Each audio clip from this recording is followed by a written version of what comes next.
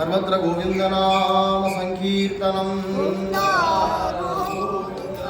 जय रमारमण गोविंदा, लक्ष्मी रमण गोविंदा, वेंकटरमण गोविंदा, येदुगोंडलवाड गोविंदा,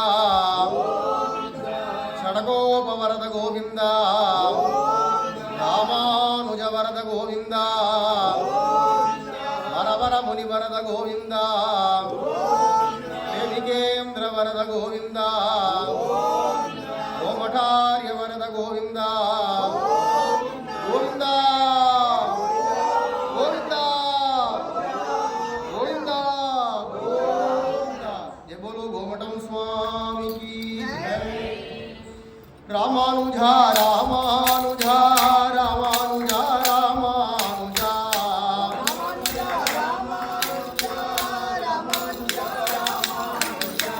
रामानुजा रामानुजा रामानुजा रामानुजा,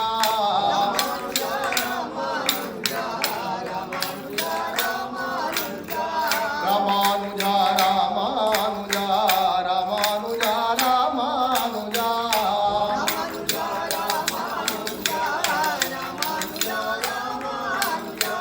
रामानुजा रामानुजा रामानुजा रामानुजा।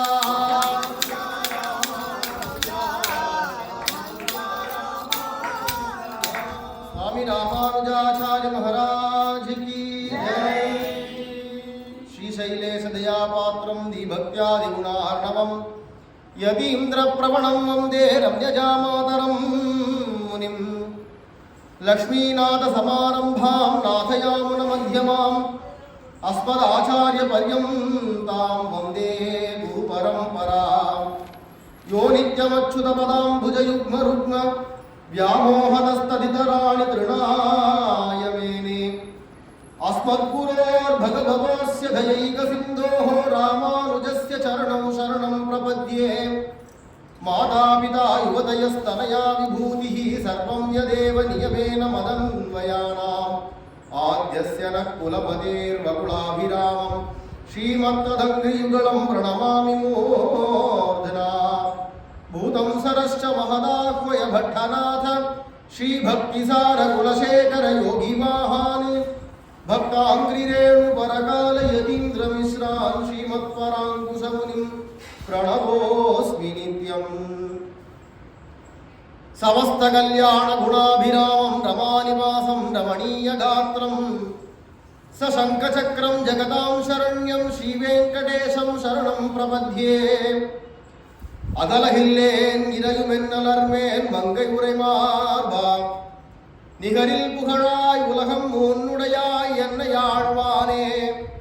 நிகரில் அமரர் முனிகணங்கள் விரும்பும் திருவேங்கடத்தானே, புகழொன்றில்லாடியேன் உன் அடிக்கீழ் அமர்ந்து புகுந்தேனே. கோலாகல தயா பாத்திரம் மாதுரி ரமணம் பிரபும் பக்த பிரியம் பிரேமிகேந்திரம் ரசிகாச்சாரியமாஸ்ரயே. श्रीनिवास दयापात्रं श्रीमद्गोमठवंशजं श्रीनाथ प्रेम भक्तं तं मुकुन्दाचार्यमाश्रये। सर्वत्र गोविन्दनाम संकीर्तनं। रमारमण गोविन्दा गोविन्दा। स्वामी रामानुजाचार्य महाराज की जय। बोलो गोमटम स्वामी की जय।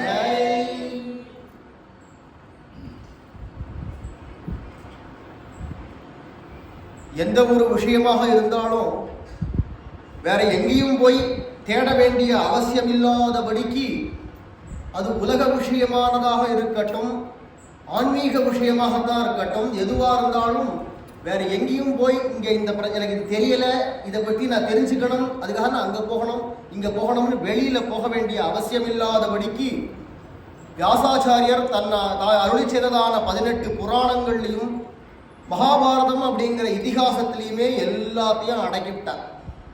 இதில் இல்லாத விஷயம் வேற எதுலையுமே கிடையாது. இதற்கெல்லாம் சிகரம் வச்சது போல பிரம்மசூத்திரங்கள் அப்படிங்கிறதான சூத்திர கிரந்தமும் அருளி செய்தார் வியாசர். இதெல்லாம் வியாசாச்சாரியர் தானே அருளி செய்ததான கிரந்தங்கள்.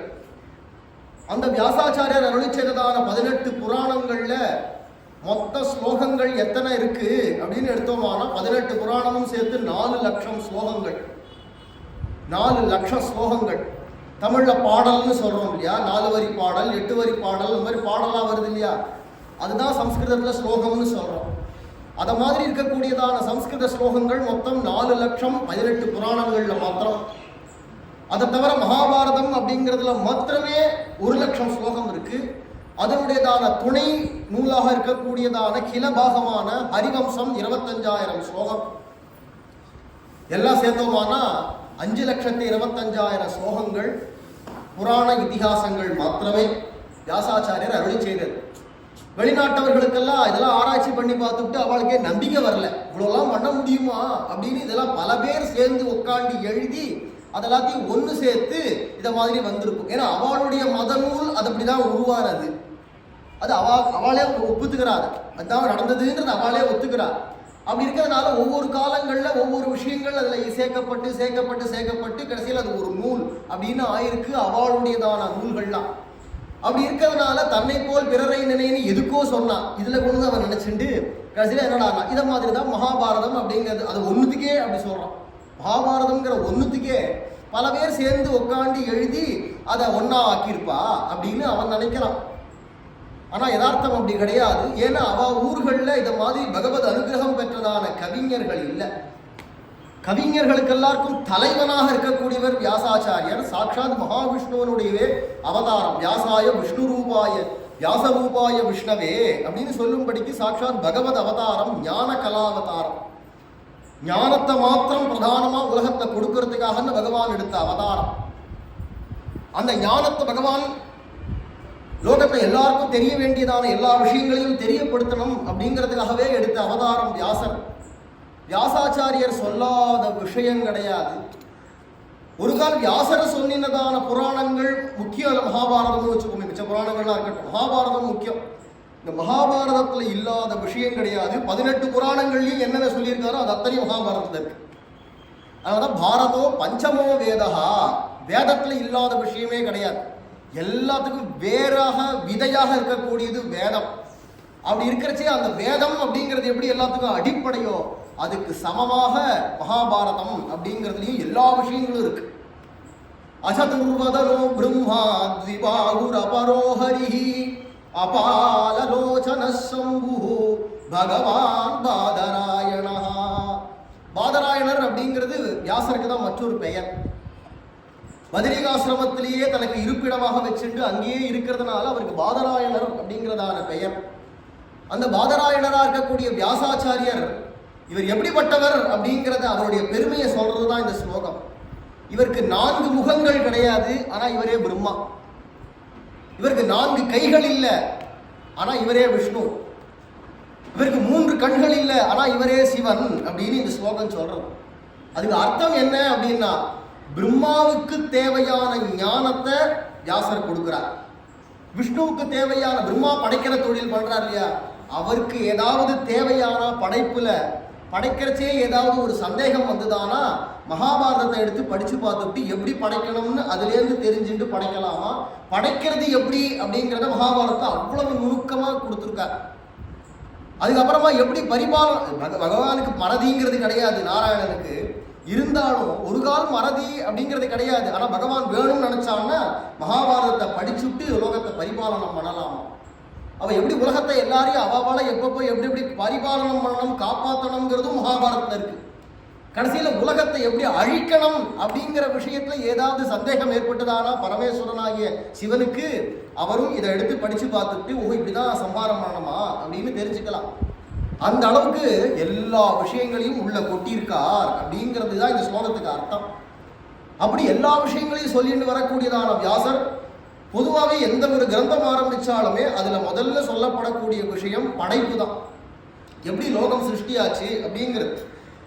பாகவதத்தை எடுத்தேன்னா 4-5 இடத்துல படைப்பு திருப்ப திருப்ப சொல்றாங்க. பாகவதத்துல ஆரம்பத்திலேருந்து 4-5 இடங்கள்ல திரும்ப திரும்ப இன்னார் இன்னாருக்கு சொல்றார். சூதர் சொல்றார், அப்புறமா சுகர் சொல்றார், அப்புறமா அங்கேருந்து போனோம்னா அங்க இருக்கக்கூடியதான விஷ்ணு அங்க இருக்கக்கூடிய மைத்ரேயர் வந்து விதுரருக்கு சொல்றார் அப்படின்னு வரிசையா அங்கங்க சிருஷ்டி வந்துட்டே இருக்கு படைப்பு. எதுக்கு திரும்ப திரும்ப சொல்றாருன்னா நம்ம எப்படி உற்பத்தி ஆனோம் அப்படிங்கிறது தெரிஞ்சாதான் எந்த வஸ்து கிட்டே நம்ம வந்தோமோ அந்த வஸ்துவை தெரிஞ்சுக்க முடியும். நம்மளாலும் தோன்றதுக்கு காரணம் யாரோ, காரணம் தூ தேயா அப்படின்னு பிரம்மசூத்திரம் ஆரம்பமே.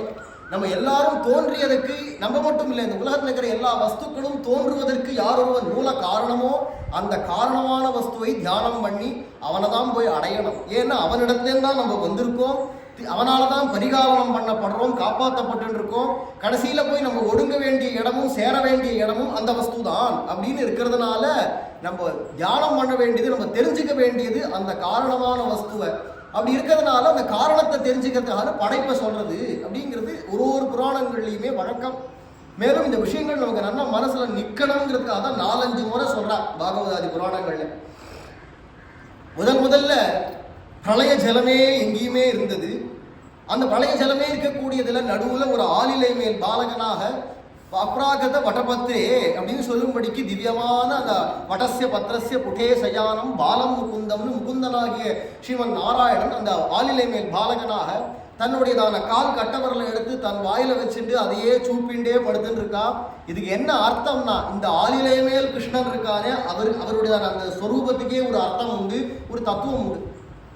பகவானாகி ஸ்ரீமன் நாராயணனுக்கு வேற எந்த ஒரு வஸ்துவினாலையும் ஆனந்தம் அப்படிங்கிறது கிடையாது, தேவையில்லை. தன்னுகிட்டயே தனக்கு ஆனந்தம், வேற ஏதோ ஒரு பொருளால தான் இவருக்கு ஆனந்தம், இவருக்கு சௌக்கியம் அப்படிங்கிறது தேவை கிடையாது. என்னடா தன்னுடைய திருவடியே அவாப்த சமஸ்த காமன் அப்படின்னு பகவானுக்கு ஒரு திருநாமம். அவனுக்கு எந்த ஒரு விதமான ஆசைகளும், இது எனக்கு இந்த ஆசை பூர்த்தி ஆகலை, இது எனக்கு நிறைவேறலை, இது நடக்கலை, இது கிடைக்கல அப்படிங்கிறதே கிடையாது. எல்லாம் நிரம்ப பெற்றவனாக இருக்கான் அப்படிங்கிறவனா இருக்கிறதுனால அதை தான் காட்டுறார். தன்னுடைய திருவடியே எடுத்து தன்னுடைய முகத்துல வச்சுண்டு என்னுடைய ஆனந்தத்தை அப்படியே நான் அனுபவிச்சுட்டே நிஜானந்த ஸ்வரூபனாக இருக்கேன் அப்படிங்கிறத காட்டுறது தான் ஆளிலை மேல் பாலகன். அப்படி எழுந்துள்ள இருக்கக்கூடியதான பகவான் உலகத்தை படைக்கணும் அப்படின்னு நினைச்சா சோ காமயத பகுஸ்யாம் பிரஜா ஏதி, தனி ஒருவனாக இருக்கக்கூடியதான அந்த பகவான் ஏகாகி ரந்துகாமஸ்ச அப்படின்னு ததேச்சன் இதரம் நிருபம் அப்படிங்கிறார். தான் ஒருவனா இருக்கக்கூடியதான அந்த பகவான் தனி ஒருவனாக இருந்தவன், ஒன்றும் தேவும் உலகும் உயிரும் மற்றும் யாருமிலா அன்று. அந்த மாதிரியான ஒரு காலத்துல தான் தனி ஒருவனாக இருந்ததான பகவான் இன்னொருத்தர் வேணும்னு நினைச்சான், விளையாடணும்னு ஆசை உண்டுதான். ஆகையினால என்ன பண்ணோம்னா, தான் தனி ஒருவனா இருந்தால் விளையாட முடியாது, விளையாடுறது கூட ஆள் வேணும். அதனால என்ன பண்ணான்னா, உடனே தன்னுடையதான ஹிருதயத்துல அலர்மேல் மங்கை தாயார் இருக்காளே மார்புல, அந்த தாயார் அப்படி நினைச்சாரோ இல்லையோ பக்ஷஸ்தலத்தில் இருந்ததான தாயார் வெளியில தோன்றினார். உடனே என்ன பகவான் லக்ஷ்மி நாராயணனாக ஒரு தம்பதியாக ஆத்யம் மிதுனம் ஆபபவு அப்படிங்கிறார். முதல் ஒரு தம்பதி, உலகம் தோன்றினதே ஜோடியிலேருந்து தான் தோன்றியிருக்கு. ஒரு தம்பதி கிட்ட என்ன உலகம் உருவாயிருக்கு. அதனாலதான் எங்க பார்த்தாலும் எல்லாமே ஜோடியாவே தான். இயற்கையை பாருங்க, இயற்கையே அப்படிதான் இருக்கு. மரங்கள்லாம் ஆண் அப்படின்னு சொன்னோம்னா கொடிகள்லாம் பெண், தாவரங்கள்ல அதே மாதிரி இருக்கக்கூடியதான விலங்குகள்ல பார்த்தாலும் இருக்கு, ஜோடியா இருக்கு, எல்லாம் ஜோடியா இருக்கே. காரணம் என்னன்னா, இதெல்லாம் படைக்கிறதுக்கு காரணமான வஸ்துவான நாராயணனே தம்பதியாக தான் இருக்கா அப்படிங்கிறது தான் தத்துவம். அப்படி பகவான் ஆத்திய புருஷனா இருக்கக்கூடிய பகவான் லோகத்தை சிருஷ்டி பண்ணணும்னு நினைச்சு ஆரம்பமா நேத்திக்கே இதெல்லாம் கேட்டோம். படைப்பு எப்படி உண்டாடுதுங்கிறதுலாம் நேத்திக்கே கேட்டோம். அடிப்படையானவைகள் எல்லாத்தையும் படிச்சுட்டார். மூலப்பிரகிருதி, அதுலேருந்து அகங்காரம், மகத்தத்துவம், அதுலேருந்து அகங்காரம், அதுலேருந்து வேண்டியதான பஞ்சபூதங்களோ அதனுடைய குணங்களோ, நம்மளுடைய சரீரத்தில் இருக்கக்கூடியதான கர்மேந்திரிய ஞானேந்திரியங்களோ, இதெல்லாம் அடிப்படை. அதெல்லாம் பகவானே சிருஷ்டி பண்ணிவிட்டார். இதுக்கு அப்புறமா ஜனங்கள் எல்லாத்தையும் சிருஷ்டி பண்ணணுமே, கரண கடைபரங்களோட இருக்கக்கூடியதான சரீரங்களோட ஜீவன்களை சிருஷ்டி பண்ணணும் அப்படிங்கிறதுக்காக வேண்டி பிரம்மாவை தானே படைக்கிறார். தன்னுடைய நாபி கமலத்திலேருந்து உண்டானதான தாமரையில பிரம்மாவை தோற்றுவிக்கிறார். பகவான் தோன்றினதுமே பகவான இந்த பிரம்மாவுக்கு யார் நம்மளுக்கு அப்பான்னு தெரியல, எப்படி நம்ம தோன்றினோம்னு தெரியல. பார்க்குற தன்னை தானே அப்படி எப்படி பார்த்துக்கிறார். ரொம்ப அழகா இருக்கும், ரொம்ப அழகா இருக்கு. 5 தலை இருக்கு. முதல்ல பிரம்மாவுக்கு 5 தலை, அப்புறமா சிவன் போய் தலையை கிள்ளிவிட்டார் அப்படின்னு பின்னாடி சரித்திரம். அப்புறமா 4 முகனாக ஆனார். முதல்ல 5 தலையோட தான் தோன்றினார். இப்போ ஏற்பட்டதான ஒரு சரீர சௌஷ்டவங்களோட இருக்கோமே நமக்கு யார் காரணம்? உட்காந்துருக்கிறது ஒரு பெரிய தாமரை பூ பெருசா இருக்கு. இந்த தாமரை தான் இருக்கு, ஒன்றும் தெரியல. எங்கேருந்து நம்ம தோன்றினோம், நமக்கு காரணம் யார், நம்மளே கடவுளா என்னன்னு தெரியலையே அப்படின்னு நினைச்சுட்டே அப்படியே என்ன நமக்கு காரணம் யாருன்னு இப்படி சிந்தனை பண்ணிட்டே இருந்தாரோ இல்லையோ, அப்போ ஒரு சப்தம் கேட்டது, தப என்ன தபசு பண்ணுனா.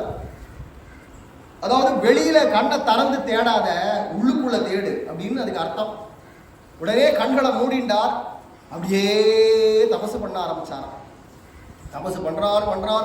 எவ்வளவு தபசு பண்ணார்னா, யுக கோடி சஹஸ்ராணி விஷ்ணுமாராத்ய பத்மபூஹு புனஹ த்ரைலோக்யதாத்ருத்வம் பிராப்தவானிதி சுஸ்ரும. புராணத்தை யாசர் சொல்றார், 1000 கோடி யுகங்கள் பிரம்மா தபசு பண்ணாரா. யுக கோடி சஹஸ்ராணிங்கிற 1000 கோடி யுகங்கள், அது எவ்வளவோ தெரியல.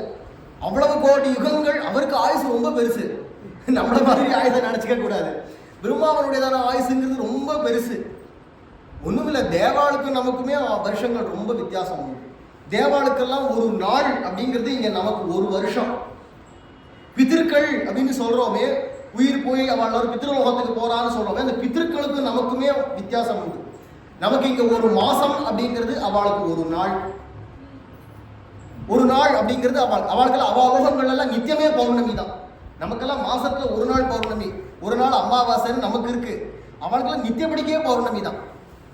அதனால என்னன்னா, அவளுக்கு மத்தியானம் 12 மணிக்கு சந்திரன் இருக்காது இல்லையா, அதுதான் அமாவாசை. அன்னைக்கு நமக்கு இங்க சந்திரன் இருக்காது. அந்த தினத்துல தான் நம்ம அவளுக்கு எள்ளு தண்ணி இறைக்கிறோம். அவளுடையதான சரீரம் தண்ணீரால் ஆன உடம்பு. தண்ணீரால் ஆன உடம்புக்கு தண்ணீரால தான் சாப்பாடு. அவன் வந்து எள்ளு தண்ணி இங்க விடுறது அவளுக்கு சாப்பாட்டுக்காக. அவள் ஒரு வேளை தான் சாப்பிடுவா. அதனால மத்தியானம் ஒரு வேளை சாப்பிடுவா.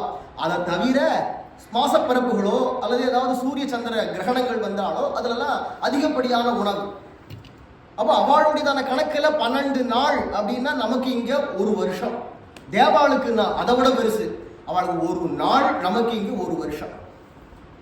அப்போ இந்த மாதிரியான கால வித்தியாசங்கள் இருக்கிறதுனால பிரம்மாவனுடைய ஆயுசு ரொம்ப பெருசு. அதுல அவர் 1000 கோடி யுகங்கள் தபசு பண்றாருங்கிறது ஒன்றும் பெருசு இல்லை. தபசு பண்ணார். அதுக்கு அப்புறமா என்ன சொன்னா, தபசு கலைஞ்சது. கண்ணை திறந்த உடனே இப்போ ஒரு புத்தி தோன்றதான். நம்ம உட்காந்துருக்கோமே, இந்த தாமரைப்பூ இது எதுலேருந்து வந்தது, இது எங்க இருக்கு, இதுக்கு அடி எங்க இருக்கு, வேர் எங்க இருக்கு பார்ப்போமே. இந்த தாமரைப்பூ எங்கேருந்து வந்திருக்குன்னு பார்த்தோமானா, அப்ப நமக்கு நம்ம உற்பத்தியா, நம்மளை யார் தோற்றுவிச்சா, நமக்கு யார் உற்பாதகன் அப்படிங்கிறது தெரிஞ்சிடும் இல்லையா அப்படின்னு நினைச்சு அந்த தாமரையினுடைய விளிம்புல வந்து அப்படி எட்டி பார்க்கறச்சே அந்த தண்டு போறது தெரியுது கீழே. அந்த தண்டு அப்படியே கவனிச்சுட்டே போனா அங்க பார்த்தா அழகான ஒரு நாவி தெரியுது. அதுக்கு மேல பார்த்தா கீழே அழகான வஸ்திரம், நல்ல மஞ்சள்னு நல்ல சூரியனை போல இருக்கக்கூடியதான பீதாம்பரம் தெரிய, அது கீழே திருவடிகள் வரைக்கும் பார்த்தா இதுவே இவ்வளவு அழகா இருக்கு. அப்போ மேல திருமுகம் வரைக்கும் எப்படி இருக்குமோ அதெல்லாம் பார்க்கணும் அப்படின்னு மேல் பக்கமா ஒரு அவயமா பார்க்க, ஆபாத சூடம் அனுபூய ஹரிம் சயானம் அப்படின்னு சொல்லும்படிக்கு திருவடியிலேருந்து திருமுடி பரியந்தம் ஸ்ரீமன் நாராயணனை முதல்ல பிரம்மா பார்த்த உடனே பரமானந்தப்பட்டார். இவர்தான் நமக்கு காரணமான வஸ்துவா அப்படின்னு பார்த்து பரமானந்தப்பட்டு கைகள் அப்படி குவிச்சுண்டாரோ இல்லையோ, பகவான் சந்தோஷமா அப்படி கண்களை திறந்து சிரிச்சு, குழந்தை என்னை கண்டுபிடிச்சுட்டியேப்பா அப்படின்றார். என்னை கண்டுபிடிக்கிறது அவ்வளோ சுலபம் இல்லை. என்னை பார்க்கறதும் அதை விட கஷ்டம். என்னை தெரிஞ்சுக்கிறது கஷ்டம், அதை விட என்னை பார்க்கறது ரொம்பவே கஷ்டம். சுலபமா பார்த்துட்டியேப்பான்னா உடனே பிரம்மா இப்போ பகவானை பார்த்துட்டார் இல்லையா, ஞானம் வந்துருச்சு. பகவானை கண்டதுமே ஞானம் வந்ததுனால இப்போ அழகா பேசுறாரு பிரம்மா. நானாக்கும் என் பிரபாவமாக்கும் உன்னை நேரம் பார்த்துக்கிட்டே சாட்சாத்கரிச்சுட்டேன்னு சொல்லலை. அப்படி சொன்னா முட்டாள்னு அர்த்தம். ஏன்னா நம்மளுடையதான சாமர்த்தியம் ஒன்றும் செல்லாத பகவான் இடத்துல. அவன் சங்கல்பிச்சாதான் நமக்கு. இந்த ஊர்ல எத்தனையோ கோடி பேர் இருக்கா, எத்தனையோ லட்சம் பேர் இருப்பா. ஆனா அத்தனை பேரும் வந்து உட்காந்து இங்க கேட்கறதுக்கு புத்தி வரலையே. ஏன்னா எமை வேஷம் கிருணுதே தேன லப்யா. பகவான் யாரை வரிக்கிறானோ அவனுக்கு தான் பகவான் கிடைக்க முடியும். நமக்கு பகவானை பத்தி, நாராயணனை பத்தி, ஸ்ரீனிவாசனை பத்தி சிந்தனை வரணுமானா பகவான் நம்ம பேரை சொல்லணும். ராமன் நமக்கு பேரா தான் இந்த ராமன் அப்படின்னு பகவான் நம்மளை நினைச்சார்னா தான் நமக்கு பகவான் நினைவு வரும். இல்லைன்னா பகவான் நினைவு வராது.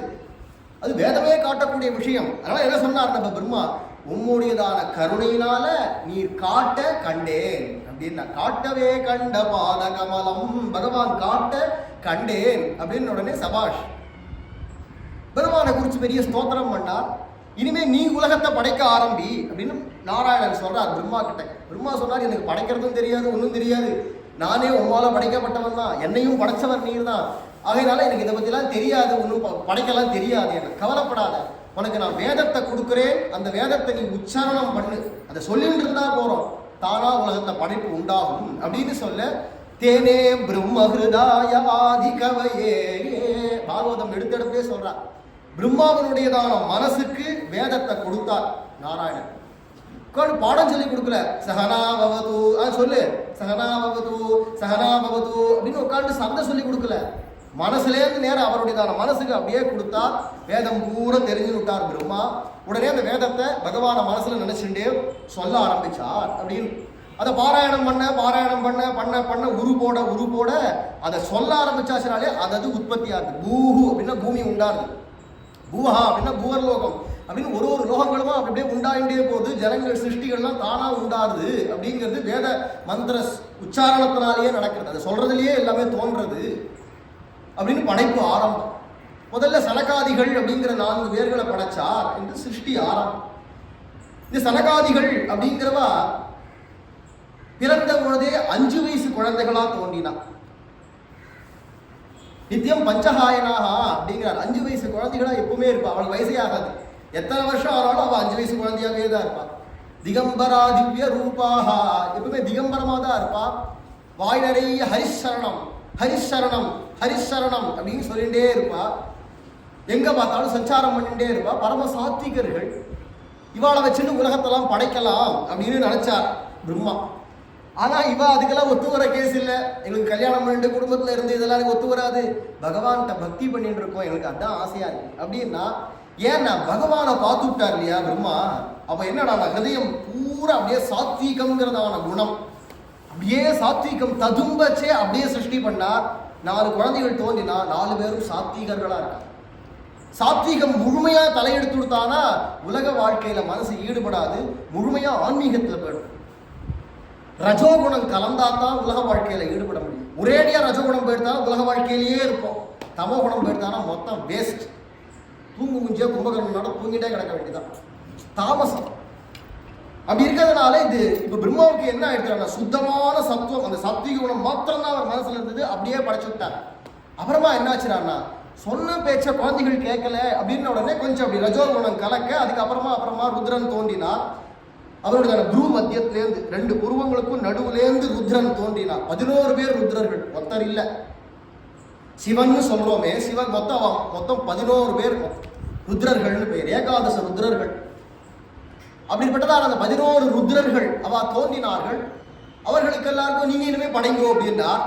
அதுல முக்கியம் ருத்ரனா இருக்கக்கூடியதான சிவனானவர் தான் முக்கியம். அவரை படைக்க சொன்னாரோ இல்லையோ உடனே படைக்கிறேன் அப்படின்னு படைக்க ஆரம்பிச்சார். ஆனா ஒவ்வொரு அழாரம், இது பாகவதன் சொல்றது, என்ன வருத்தப்படாதீங்களோ என்கிட்ட. பாகவதன் சொல்றது பிறந்த உடனேவே ருத்ரன் அழ ஆரம்பிச்சு விட்டாராம். வீல் வீல் வீல்னு அழுதாராம். பிரம்மா கேட்டாரா, ஏண்டாப்பா அப்படி அழற? எனக்கு பேர் வைக்கலையே அதனாலதான் அழறேன் அப்படின்னா. பேர் பேர் வைக்கணுமா குழந்தை? வச்சுட்டா போச்சு. யதரோதீஹி சுரஸ்ரேஷ்டா சோத்வேக இவ பாலகா ததஸ்வாமபிதாஸ்யந்தி நாம்னா ருத்ர இதி பிரஜாஹா. உனக்கு ருத்ரன் அப்படின்னு பெயர் கொடுத்தேன் அப்படின்னா எல்லாரும் இனிமே உன்னை ருத்ரன்னு அழைப்பா அப்படின்னு சொன்னாரோ இல்லையா. அப்படியா, சரி எனக்கு நல்ல பேர் கொடுத்துட்டே சந்தோஷம். இப்போ நான் என்ன பண்ணணும்? நீ படைக்க ஆரம்பி. இப்போ படைக்கணுமா? சரி படைக்கிறேனே அப்படின்னா உடனே என்ன ஆச்சுன்னா கடகடன்னு படைக்க ஆரம்பிச்சா எல்லாம் பூதம் பிரேதம் பிசாசுன்னு கிளம்பிடுது. இப்பதான் உலகம் தோன்ற ஆரம்பிச்சிருக்க சமயத்துல பூத பிரேத கணமா படைக்க எல்லா உலகத்தையும் போய் நொறுக்கிறேன் முழுங்குறேன்னு கிளம்பிடுது. இத மாதிரி கிளம்பிதுன்னா ஜெகன் நாசகரானு கோரானிமான் ருத்ரகணான் சிவா. லோகத்தையே அழிக்கக்கூடியதான இந்த கணங்கள் எல்லாம் பார்த்து எனக்கு திருப்தி ஏற்படல. இவைகள் எல்லாத்தையும் யாரும் பாதுகாக்க முடியாது, கட்டி வைக்க முடியாது. இதுக்கு சமர்த்தம் நீதான். அதனால கைலாசம்ங்கிறதான ஸ்தானத்தை உங்களுக்கு கொடுத்தே, நீர் அங்க போய் இருந்துட்டு இவைகள் எல்லாத்தையும் சமாளிச்சுட்டு கட்டி மேய்ச்சுட்டு அப்படின்னா. நான் இப்படி படைக்கிறதுக்கு காரணம் எனக்கு ரொம்ப தமோகுணம் இருக்கு, அதனாலதான் நான் அப்படி இருக்கிறதுனால நீர் தான் பரம்பொருளா இருக்கே பிரம்மனே, நீர் எனக்கு தமோகுணத்தை போக்கி தரணும் அப்படின்னா. உடனே பிரம்மா சொன்னார், அப்பா நான் பரபிரம்மம் கிடையாது, கடவுள் நான் கிடையாது, கடவுள் என்னையும் படைச்ச நாராயணன் தான் கடவுள். அவன் தான் நாராயண பரம் பிரம்ம தத்வன் நாராயண பரஹான் வேதமே காட்டுறது. அதனால அந்த நாராயணனை நீ பஜனை பண்ணு. உனக்கு நான் ராமநாமத்தை உபதேசம் பண்றேன், இந்த ராமநாமத்தை நீ ஜபம் பண்ணிட்டே இருந்தியானா உங்ககிட்ட கேட்கக்கூடியதான தமோ குணம் தானா விலகி போகும் அப்படின்னு சொல்ல ராமநாம ஜபம் பண்ணி பண்ணி பண்ணி பகவானை பிரத்யட்சமா பார்க்க பகவான் சொன்னா, நீ கவலைப்படாத, நான் இப்படி தமோகுணம் பூகிஷ்டனா இருக்கேனே, எனக்கு தமோகுணம் போகணும்னா. உடனே பகவான் சொன்னா, நீ ரோகத்தை அழிக்கிறதுக்காக தோன்றியிருக்காய், சம்ஹார கர்த்தாவாக தோன்றியிருக்கிறதுனால அந்த சமயத்துல உனக்கு அவ்வப்பொழுது தேவையான பொழுது தமோகுணம் இருக்கும், மற்ற பொழுது எல்லாத்தையும் உனக்கு சாத்விக குணம் இருக்கும். உன்னுடையதான ஹிருதயத்துல நான் ஆவேசிச்சு இருக்கேன் அப்படின்னு பகவான் சொல்லி தன்னுடைய வியூக மூர்த்திகள்ல சங்கர்ஷணம் அப்படிங்கிறதான மூர்த்தி ருத்ரன் குழுக்குள்ள அந்தர்யாமியாக இருக்கும்படிக்கு தானே ஆவேசிக்க வச்சார் பகவான். இது ருத்ர சிருஷ்டி. அதுக்கப்புறமா இப்போ தமோ குணமும் இல்லை, சாத்விக குணமும் இல்லாமல் ரஜோகுணம் கலப்போட இப்போ சிருஷ்டி பண்ண ஆரம்பிக்கிறச்சேதான் மரீச்சி, அத்ரி, அங்கீரசர், புலஸ்தியர், புலகர், கிரது, பிருகு, தக்ஷர், கர்தமர், நாரதர் முதலியதான தச பிரஜாபதிகள் தோன்றினார். அதில் நாரதர் பிரம்மச்சாரியாகவே பகவத் பக்தியோடையே இருந்துருக்கார். அதனால அவரை பிரஜாபதிகளில் சேர்க்கறது இல்லை. அதை தவிர்த்ததான மிச்ச பிரஜாபதிகள் அவரவர்கள் கல்யாணங்கள் பண்ணிட்டு லோகத்தில் சிருஷ்டி பண்ணுறான். அவளால் படைக்கப்பட்டதான் இன்னைக்கு உலகம் பூரா. எந்த ஒரு உயிரினமாக இருக்கட்டும் எல்லாம் இந்த பிரஜாபதிகள் படைக்கப்பட்டதான். ஏய் சிருஷ்டாபிகி பிரஜாபிஷ்ட சமிருத்தம் புவனத்ரயம் அப்படின்னு சொல்றான். இவர்களால் படைக்கப்பட்டதானவைகள் தான் உலகத்துல எல்லாம். மரஞ்செடி கொடிகளை கூட படைச்சவா இந்த ரிஷிகள் தான். இந்த ரிஷிகள் தான் எல்லாமே படைச்சவா. தச பிரஜாபதிகள் இருக்காளே இவாதான். இப்பேற்பட்டவாக எல்லாத்தையும் படைக்கக்கூடியவர்களாக இருந்து கொண்டிருக்கா. அதுல ரொம்ப முக்கியமானவர் கஷ்யபர் தான். நிறைய படைப்பு, பலவிதமான உயிரினங்கள் எல்லாத்தையும் படைச்சவர் அவர் தான். மிருகங்கள் எல்லாம் படைச்சவர் அவர் தான். பறவைகள் எல்லாம் படைச்சவர் அவர் தான். ஊர்வன எல்லாத்தையும் நிறைய படைச்சவர் அவர் தான். தேவர்களையே படைச்சவர் கஷ்யபர் தான். கஷ்யபருடையதான வாரிசுகள் தான் எல்லா தேவர்களாரும் அசுரர்களாரும் எல்லாம் அண்ணன் தம்பிகள் தான். அப்பா ஒருத்தர், அம்மாக்கள் தான் வேற வேற. தக்ஷன் அப்படிங்கிறதான ஒரு பிரஜாபதி, அவருடையதான பெண்களை சில பேரை இவர் கல்யாணம் பண்ணிட்டார் கஷ்யபர். திதி, அதிதி, அதே மாதிரி இருக்கக்கூடியதான வீரதா, கத்ரு போன்றவாள் எல்லாரையும் இவர் கஷ்யபர் கல்யாணம் பண்ணிட்டார். அவளுக்கு குழந்தைகள் தான் மிச்சம் எல்லாம். இப்படியாக ஜெகத் சிருஷ்டி அப்படிங்கிறத ஆயின்னு இருக்கிற சமயம், அந்த சமயத்துல ஒரு சமயம் சனகாதிகளாகக்கூடியதான இந்த 4 குழந்தைகள் சனகர், சனந்தனர், சனாதனர், சனத்குமாரர் இவா 4 பேர் திருப்பார்கடல்ல போய் எம்பெருமான பார்க்கணும் அப்படின்னு போனா. அங்க போன பொழுது பெருமாள் ஏகாந்தமா இருக்கிற சமயம், தாயாரும் பெருமாளுமா தனிமையா இருக்கக்கூடியதான சமயத்துல இவர்கள் வந்திருக்கா. வந்த உடனே உள்ளுக்குள்ள வாசல்ல 2 வாயில் காப்பாளர்கள் இருக்கா. அவ கிட்ட அனுமதி பெறாமலே மாட்டி நேரம் விறுவிறுன்னு உள்ள நுழைஞ்சா. உடனே அவ தடுத்துட்டா. இப்போ உள்ள போக வேண்டாம், பெருமாள் ஏகாந்தமா இருக்கார், செத்த காத்திருக்கோம் அப்படின்னு சொன்னா. உடனே இவாளுக்கு ஒரு தாபம், பகவானை சேவிக்கணும்னு வந்திருக்கோம் இல்லைன்னு சொல்லிவிட்டாளே அப்படிங்கிற ஒரு தாபம் ஏனோ தெரியல கோபமா மாறி, எப்போ பகவானை சேவிக்க விடாம தடுக்கிறீங்களோ உங்களுக்கு இனிமே இந்த பகவத் பதவியில் இருக்கக்கூடியதான ஸ்தானம் உங்களுக்கு ஒத்து வராது, அசுரர்களாக போய் பரங்கள் அப்படின்ட்டா. பகவத் கைங்கரியபரர்களாக இந்த வாயில் காப்பாளர்களாக நீங்க இனிமே இருக்க வேண்டாம், உலகத்துல போய் அசுர யோனியில போய் பிறக்க கிடவது அப்படின்னு சபிச்சுட்டா. பகவான் பிரத்யட்சமாயிட்டான். உடனே சொன்னா, இந்த சாபம் என்னுடைய சங்கல்பத்தினால்தான் ஏற்பட்டது.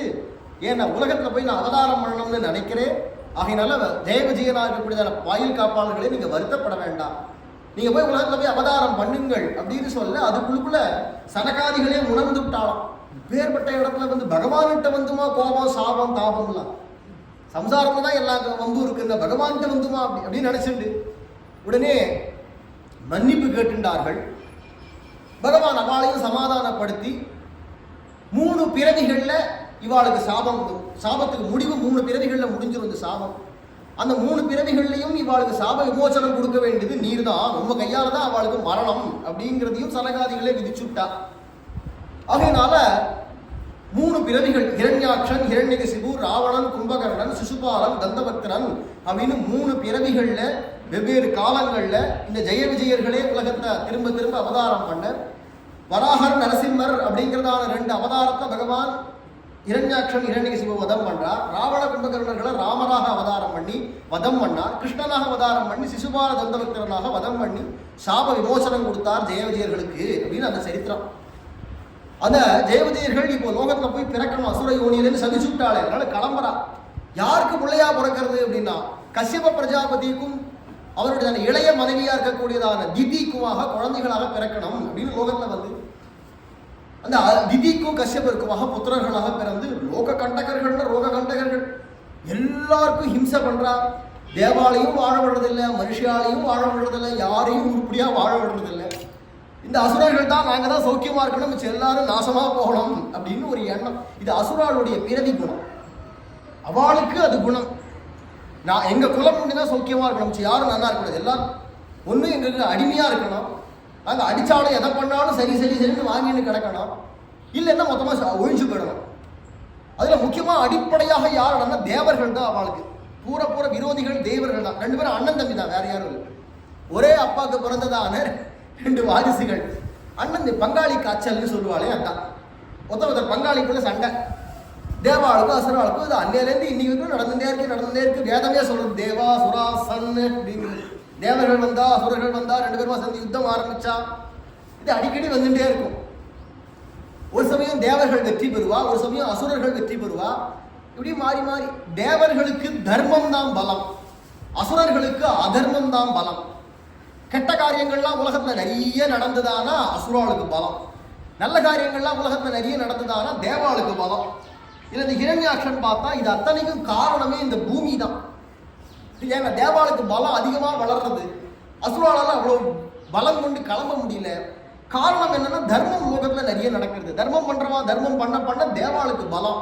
அவன் பார்த்தா இந்த பூமி இருந்தா தானே நீ தர்மம் பண்றது. இது கர்ம பூமின்னு பேர். 14 லோகங்கள் இருக்கு இந்த அண்டத்துல. அந்த 14 லோகங்கள்லயும் வச்சு கர்மாக்கள் பண்றதுக்கு உரியதான பூமி இடம் எதிரான இந்த பூமி தான், நம்ம வாழற பூமி தான். மற்ற லோகங்கள்லாம் எதிரான போக பூமி. இங்க பண்ணின கர்மாக்களுக்கு பலனை அனுபவிக்கக்கூடியதான இடங்கள் கீழ் லோகங்களா இருக்கட்டும் மேல் லோகங்களா இருக்கட்டும். அப்படி இருக்கிறதுனால அந்த கர்ம பூமியா இருக்கக்கூடியதான இந்த பூமியை அழிச்சு விடணும் அப்படின்னு நினைச்சா அவன் பார்த்தான். அந்த பூமியை அழிக்கிறத விட இதை கொண்டு போய் ஒழிச்சு வச்சுக்கிட்டோமானா யாருமே வாழ முடியாதபடிக்கு போயிடும் அப்படின்னு நினைச்சு பிரளய ஜலத்துல அடியில கொண்டு போய் ஹிரண்யாக்ஷன் ஒழிச்சு வச்சுக்கிட்டான். ஒழிச்சு வச்சுட்டு இவனும் அங்கேயே இருந்துட்டு இருக்கான். அப்புறம் வந்து பார்த்துப்பான் பூமி ஒழுங்கா இருக்கா ஒழிச்சு வச்ச இடத்துல அப்படின்னு பார்த்துக்கிறதும் திருப்பி போய் சுதந்திரமா வாழ்ந்துட்டு இருக்கான். இனிமே தர்மம் எப்படி நடக்க போறது பார்ப்போம், எப்படி தேவாளுக்கு பலம் ஏறது பார்ப்போம் அப்படின்னு உட்காந்து இருக்கான். இந்த சமயத்துல தான் அப்ப பிரளய காலம். அது பிரளய காலம் முடிஞ்சு அடுத்து சிருஷ்டி அப்படிங்கிறது வரும்பொழுது பிரம்மா மனு சதரூபை அப்படிங்கிற தம்பதிகளை சிருஷ்டி பண்ணி இந்த பிரளயம் சிருஷ்டிங்கிறது அடிக்கடி மாறி மாறி வந்துட்டே இருக்கும். மொத்த பிரளயம் பிரம்மாவனுடைய ஆயுசு முடிஞ்சு மகா பிரளயம் அப்படிங்கிறது வேற. அந்த மகா பிரளயம் முடிஞ்சு திருப்பியும் பிரம்மா தோன்றின கதையை தான் முதல்ல சொன்னேன். இப்ப சொல்லக்கூடியது என்னன்னா அப்பப்போ நைமித்திக பிரளயம் அப்படிங்கிறது அடிக்கடி ஒரு மன்வந்தரத்துக்கு மன்வந்தரம் மாறச்சேவும் நைமித்திக பிரளயம் உண்டு, கல்பத்துக்கு கல்பம் மாறச்சேவும் நைமித்திக பிரளயம் உண்டு. அது மாதிரியான பிரளயம் முடிஞ்ச அடுத்து சிருஷ்டி ஆரம்பிக்கிறச்சே மனு சதரூபை அப்படிங்கிற முதல் மனிதன் ஆதி மனிதன் மனு சதரூபை அப்படிங்கிற தம்பதிகள் தான். 2 பேருமே புருஷன் மனைவியாக கணவன் மனைவியாகவே படைச்சு நீங்க 2 பேரும் க்ஷத்ரிய தர்மத்தை அரச தர்மத்தை அவலம்பிச்சு லோகத்துல ஆட்சி புரியுங்கள் அப்படின்னு பிரம்மா விதிச்சார். பிராமண தர்மத்தை அந்த கர்தவ பிரஜாபதி முதலியதான பிரஜாபதிகள் பார்த்துக்கட்டும், க்ஷாத்திர தர்மத்தை அரச தர்மத்தை நீங்க கவனிங்கள் அப்படின்னு சொல்லி மனுவினிடத்தை ஒப்படைச்ச உடனே மனு சொன்னார், பூமியில போய் நான் இருந்து ராஜ்ய பரிபாலனம் பண்ணணும். ஆனா அந்த பூமியோ எங்கேயோ சேத்துல அழுந்தி கிடக்கு, அந்த ஹிரண்யாக்ஷன் கொண்டு ஒழிச்சு வச்சானே அங்கதான் அழுந்தி கிடக்கு. ஆகையினால இப்ப அதை உத்தாரணம் பண்ணி கொடுத்தீர்னா தான் நான் போய் அங்க வாழ முடியும். வாழவே முடியாதபடிக்கு சேரா வண்டி கிடந்ததுன்னா எப்படி அதுல வாழறது அப்படின்னு பிரம்மா கிட்ட சொன்னாரோ இல்லையோ. உடனே இது என்னால ஆன காரியம் இல்லை, என்னையும் சிருஷ்டி பண்ணதான நாராயணனை நான் தியானம் பண்றேன் அப்படின்னு தியானம் பண்ண அந்த பிரம்மா பிராணாயாமம் பண்ணாராம். மூச்சை காத்த உள்ள இழுத்து அடக்கி மூச்சை அப்படியே பகவானை கொஞ்ச நாளி தியானம் பண்ணிவிட்டு அப்படியே மெதுவா மூச்சை வெளியில விடுறச்சேவே அந்த மூச்சு காத்தோட காத்தா ஏதோ ஒரு சின்ன ஒரு கட்ட வரல் அளவுக்கு ஒரு பிராணி, என்னதுன்னு தெரியல, ஏதோ ஒரு உயிரினம் வந்து எதிர்க்க குப்புன்னு குதிச்சுது. விளேன்னு இருக்கு, என்னதுன்னே புரியல. இப்பதான் படைப்பு ஆரம்பம். திடீர்னு என்னமோ ஒரு சத்துவம் ஒரு பிராணி வந்திருக்கே அப்படின்னு பார்த்து எல்லாரும் பார்க்கறா. பிரஜாபதிகள் யார் யாரெல்லாம் அங்கே இருக்காளோ பக்கத்துல அக்கம் பக்கத்துல எல்லாரும் அப்படியே வியந்து பார்க்கறா. இது என்னது பிராணி இது தோண்டி இருக்கே அப்படின்னு பார்க்கறச்சேவே பகவான் உடனே என்ன நாராயணன் தான் வராக ரூபமாக ஒரு பன்றி வடிவத்துல ரூபத்தை எடுத்துன்னு வந்திருக்கார். வெள்ளை பன்றி வடிவத்துல அப்படி வந்திருக்கிறதுனால அந்த கோல வராகமாக வந்து இந்த ரூபம் சின்ன ரூபம். அவர் மூக்கிலேருந்து வெளில வரணும்னா அதுக்கேற்ற மாதிரி சின்னதாக தானே ரூபம் எடுத்துக்க முடியும். இவ்வளோ பெரிய ரூபத்துடைய மூக்கிலேருந்து வர முடியும். அதுக்காக சின்ன ரூபமாக எடுத்துன்னு வந்து அப்புறமா என்ன சொல்ற ரூபத்தை பெருசாக ஆரம்பிச்சார். குப்பு குப்புன்னு வளர்றார். முதல்ல ஒரு அளவு பெருசா வளர்ந்தாராம். ஒரு ரூபத்தை தரிச்சுட்டார். பார்த்தா ஆகாசத்துல இருக்கிற நட்சத்திரங்கள்லாம் இவருக்கு விதானம் போட்டா மாதிரி ஆயிட்டான். மேல பூ விதானம் போடுவா இல்லையா, அப்ப விதானம் போட்டா மாதிரி இருக்க நட்சத்திரங்கள்லாம். இந்த ரூபமும் போராது, இது போராது, இன்னும் பெருசா வேணும் அப்படின்னு இன்னொரு பெரிய ரூபம் எடுத்தாங்க. எதுக்குடா? பூமியை தூக்குறதுக்கு. இந்த பூமியை தேவியை தூக்குறதுக்கு பெருமாளுக்கு இந்த ரூபம் போராது, இன்னும் பெரிய ரூபம் வேணும் அப்படின்னு தோணித்தான். அடுத்த ரூபம் எடுத்தா பெருமாளுடையதான இடுப்புல போட்டதான கிங்கினியா எடுத்தான். அத்தனை நட்சத்திர மண்டலங்கள் ஆகாசம் தெரிகிற நட்சத்திரங்கள்லாம் இடுப்புல கிங்கினி ஆயிடுத்தான். இப்போ எவ்வளோ பெரிய ரூபமா இருக்கணும் பெருமாள். வராகன். அது இதுவும் போராது அப்படின்னு தோணி 3வது முறையா பெரிய ரூபத்தை எடுத்துட்டாரா. இப்ப என்ன சொல்றானா, குரமத்திய கதோயஸ்ய மேருஹு கணகணாயதே. வராக புராணம் சொல்றது அவருடைய ரூபம் இவ்வளவு பெருசா போன உடனே பெரிய பெரிய மேருமலைகள் பெரிய பெரிய அண்டங்கள் எல்லாம் அவருடைய காலில் போட்டதான சலங்கையில உள்ளுக்குள்ள பரலா போய் கண கண கண கண துவனிக்கிறது. சிலதெல்லாம் அவருடைய குழம்பு இருக்கு இல்லையா, கால் பன்னிக்கு கால் குழம்பு இருக்கு இல்லையா, அந்த குழம்புக்கு நடுவில் போய் உட்காந்து 2 இடிச்சுட்டு கடமட கடமட சத்தம் கொடுக்குறதா. அவ்வளோ பெரிய ரூபம். நட்சத்திரங்கள்லாம் சின்ன சின்னதா பரலாட்டம் போய் ஆடணுமானா அவருடைய ரூபம் எவ்வளவு பெருசா இருக்கணும். அவ்வளோ பெரியதான ரூபத்தை எடுத்துன்னு ஜல்லுன்னு அப்படியே அந்த பிரளய ஜலத்துல உள்ள குதிச்சு அடியில சேத்துல போய் எந்த இடத்துல அங்க பூமி தேவி இருக்காளோ அவளை தன்னுடைய கோரப்பல், சில பன்னிகளுக்கெல்லாம் கோரப்பல் உண்டு, சில பன்னிகளுக்கெல்லாம் பல்லு கோரப்பல் வெளில வராது, சிலதுக்கெல்லாம் நல்ல அந்த காட்டுல வளர்றதான பன்னிகளுக்கெல்லாம் பெரிய பெரிய கோரப்பல் எல்லாம் இருக்கு. அது மாதிரி அந்த கோரப்பல்லோட பகவான் வந்திருக்கிறதுனால அந்த கோரப்பல்லால பூமி தேவியை தூக்கி எடுத்துன்னு வந்து அதனுடைய கதியில நிறுத்தி விட்டார். அது இருக்க வேண்டியதான இடத்துல அங்க நிறுத்தி விட்டார். வாசயோக்கியமா ஆயிடுது. உடனே மனு வந்தார். எல்லா தேவர்கள் யார் யாரெல்லாம் அங்க இருந்தாலோ ரிஷிகள் எல்லாரும் ஸ்தோத்திரம் பண்ணா பகவான.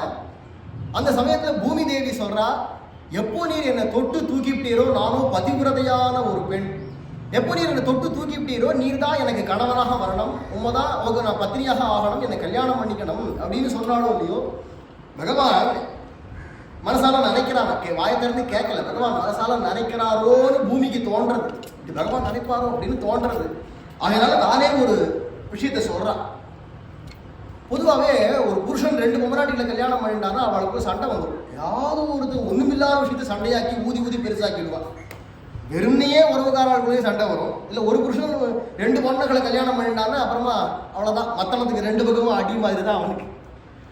அது மாதிரி ஸ்ரீதேவி எனக்கு ஏற்கனவே தாயார் மனைவி இருக்காளே, பூமி தேவியாகி உன்னை 2வதா கல்யாணம் பண்ணிட்டா உங்களுக்குள்ள சண்டை வந்ததுன்னா நான் என்ன பண்றது அப்படின்னு பகவான் நினைப்பானோ அப்படின்னு தோன்றது. இது சொல்றது என்னன்னு தலைவரே அப்படின்னு இப்படி கேட்டுட்டு இருக்கார் பெருமாள். பிரம்மாவும் கூட சிபாரிசு பண்றார், பூமி தேவி ஆசைப்படுறா கல்யாணம் பண்ணிக்கணும் அப்படின்னு பிரம்மாவும் சொல்றார். வராக பெருமாள் இப்படி தலைவரே ஆட்டின்னு பேசாம கேட்டுட்டு இருக்கார். பூமி தேவி சொல்றாளா, எங்களுக்குள்ளுக்குள்ள சாபத்ய தோஷோ நபவேத் ஆவயோ புருஷோத்தமா வக்ஷஸ்தலஸ்திதா லக்ஷ்மி யதோ நிஸ்வார்த்த சேஷ்டிதா. ஸ்ரீதேவி தாயாருக்கும் பூமி தேவியாக எனக்கும் இந்த சண்டைகள்லாம் வராது, களத்திர சண்டைகள்லாம் வராது. சக்காலத்தி சண்டைன்னு சொல்லுவாளே, கொச்சையா சொல்ல வேண்டாம்னு யோசிச்சேன். அந்த மாதிரியான சண்டைகள்லாம் எங்களுக்குள்ள வராது அப்படின்றாங்க. எப்படி வராதுன்னு சொல்றேன் அப்படின்னா, என்ன நான் ரொம்ப விட்டு கொடுத்து போறவள் அதனால சண்டை வராது அப்படி சொல்லல தாயார் பூமி தேவி. மகாலட்சுமியாகிய அந்த ஸ்ரீதேவி தாயார் எப்பவுமே விட்டு கொடுத்து போகக்கூடியவள், கருணையே வடிவானவள், அன்பே பொழியக்கூடியவளா இருக்கிறதுனால அவ அப்படி இருக்கிறதுனால நான் கொஞ்சம் முன்ன பின்ன தப்புந்தவரமா நடந்துட்டா கூட ஆனா மகாலட்சுமி எல்லாத்தையும் பொறுத்துண்டு சண்டை வராதபடிக்கு குடும்பத்தை அழகா இனிமையாக எடுத்துட்டு போவளா இருக்கிறதுனால எங்களுக்கு சண்டை வராது அப்படின்றாள். அது உள்ள தாயார் மகாலட்சுமி மார்பலையே இருக்கக்கூடியதான மகாலட்சுமி சொல்றாளா, எதுக்கு இவ்வளவு பேச விட்டுன்னு உட்காந்துருக்க, படக்கிற கழுத்துல இருக்கிற மாலையத்துக்கு கழுத்துல போட வேண்டியதானே அப்படிங்கிறாள். இதுதான் பிரேமைக்கு லட்சணம். அன்பு இருந்ததானா இப்படிதான். இன்னைக்கு இந்த அன்பை எந்த பொம்மநாட்டிகள்ட்டையும் எதிர்பார்க்க முடியாது, எந்த பொம்மநாட்டிகிட்டையும் எதிர்பார்க்க முடியாது. சின்ன வயசுலலாம் நான் ஒரு 2 பேர்கிட்ட கேள்வி கேட்பேன், நான் கேட்பேன் தனிப்பட்ட முறையில். அந்த கேள்வியை நான் எந்த பொம்மநாட்டிகிட்ட தனிப்பட்ட முறையில் போய் கேட்டேன்னு வச்சுக்கோங்களேன், அதுக்கப்புறமா வீட்டுக்காருக்கு அவளுக்கு சண்டை தான், நித்தியமே சாவரம் தான் விழும், சந்தேகம் வந்துடும். என்னன்னா உங்க வீட்டுக்காரர், நான் ஜெனரலா போய் கேட்கிறேன், குறிப்பிட்டு யார்ட்டையும் கேட்கல, இதுக்காக பின்னாடி பிரச்சனையை இழுத்து விட்டுறாதீங்கோ, பொதுவாக கேட்கிறேன். உங்க வீட்டுக்காரர் திடீர்னு வாசகதவை தட்டுறார், வெளியில போயிட்டு வந்து வாசகதவை தட்டுறார், கதவை திறந்து பார்த்தா கழுத்துல மாலையும் தானுமா பக்கத்துல ஒரு பொண்ணோட வந்து நிற்கிறார், கல்யாணம் பண்ணி வந்திருக்கார். அப்படி வந்து நின்றா நீ என்ன பண்ணுவ அப்படின்னு கேட்பேன். பார்த்த உடனே ஆனா கல்யாணம் பண்ணி வந்திருக்கேளா, என் தங்கையா அப்படின்னு ஆலத்தி சுத்தி எடுப்பேளா, புடவக்கட்டையை எடுத்து சாவரம் போடுவேளான்னு கேட்பேன். உன்னுடைய மனோநிலை அந்த சிச்சுவேஷன்ல எப்படி இருக்கும்? என்கிட்ட 4-5 வயசு குழந்தையாச்சு நான் கேட்கிட்ட கேள்வி கிடையாது. நான் கேட்டவாழ்ல ஒரு 2 பேர் ஃபெயில் மார்க் தான் வாங்கினான். ஓப்பனா சொல்றேன், ஃபெயில் மார்க் தான் வாங்கினான். அது எப்படி முடியும் அப்படின்னா, நீ ஃபெயில்.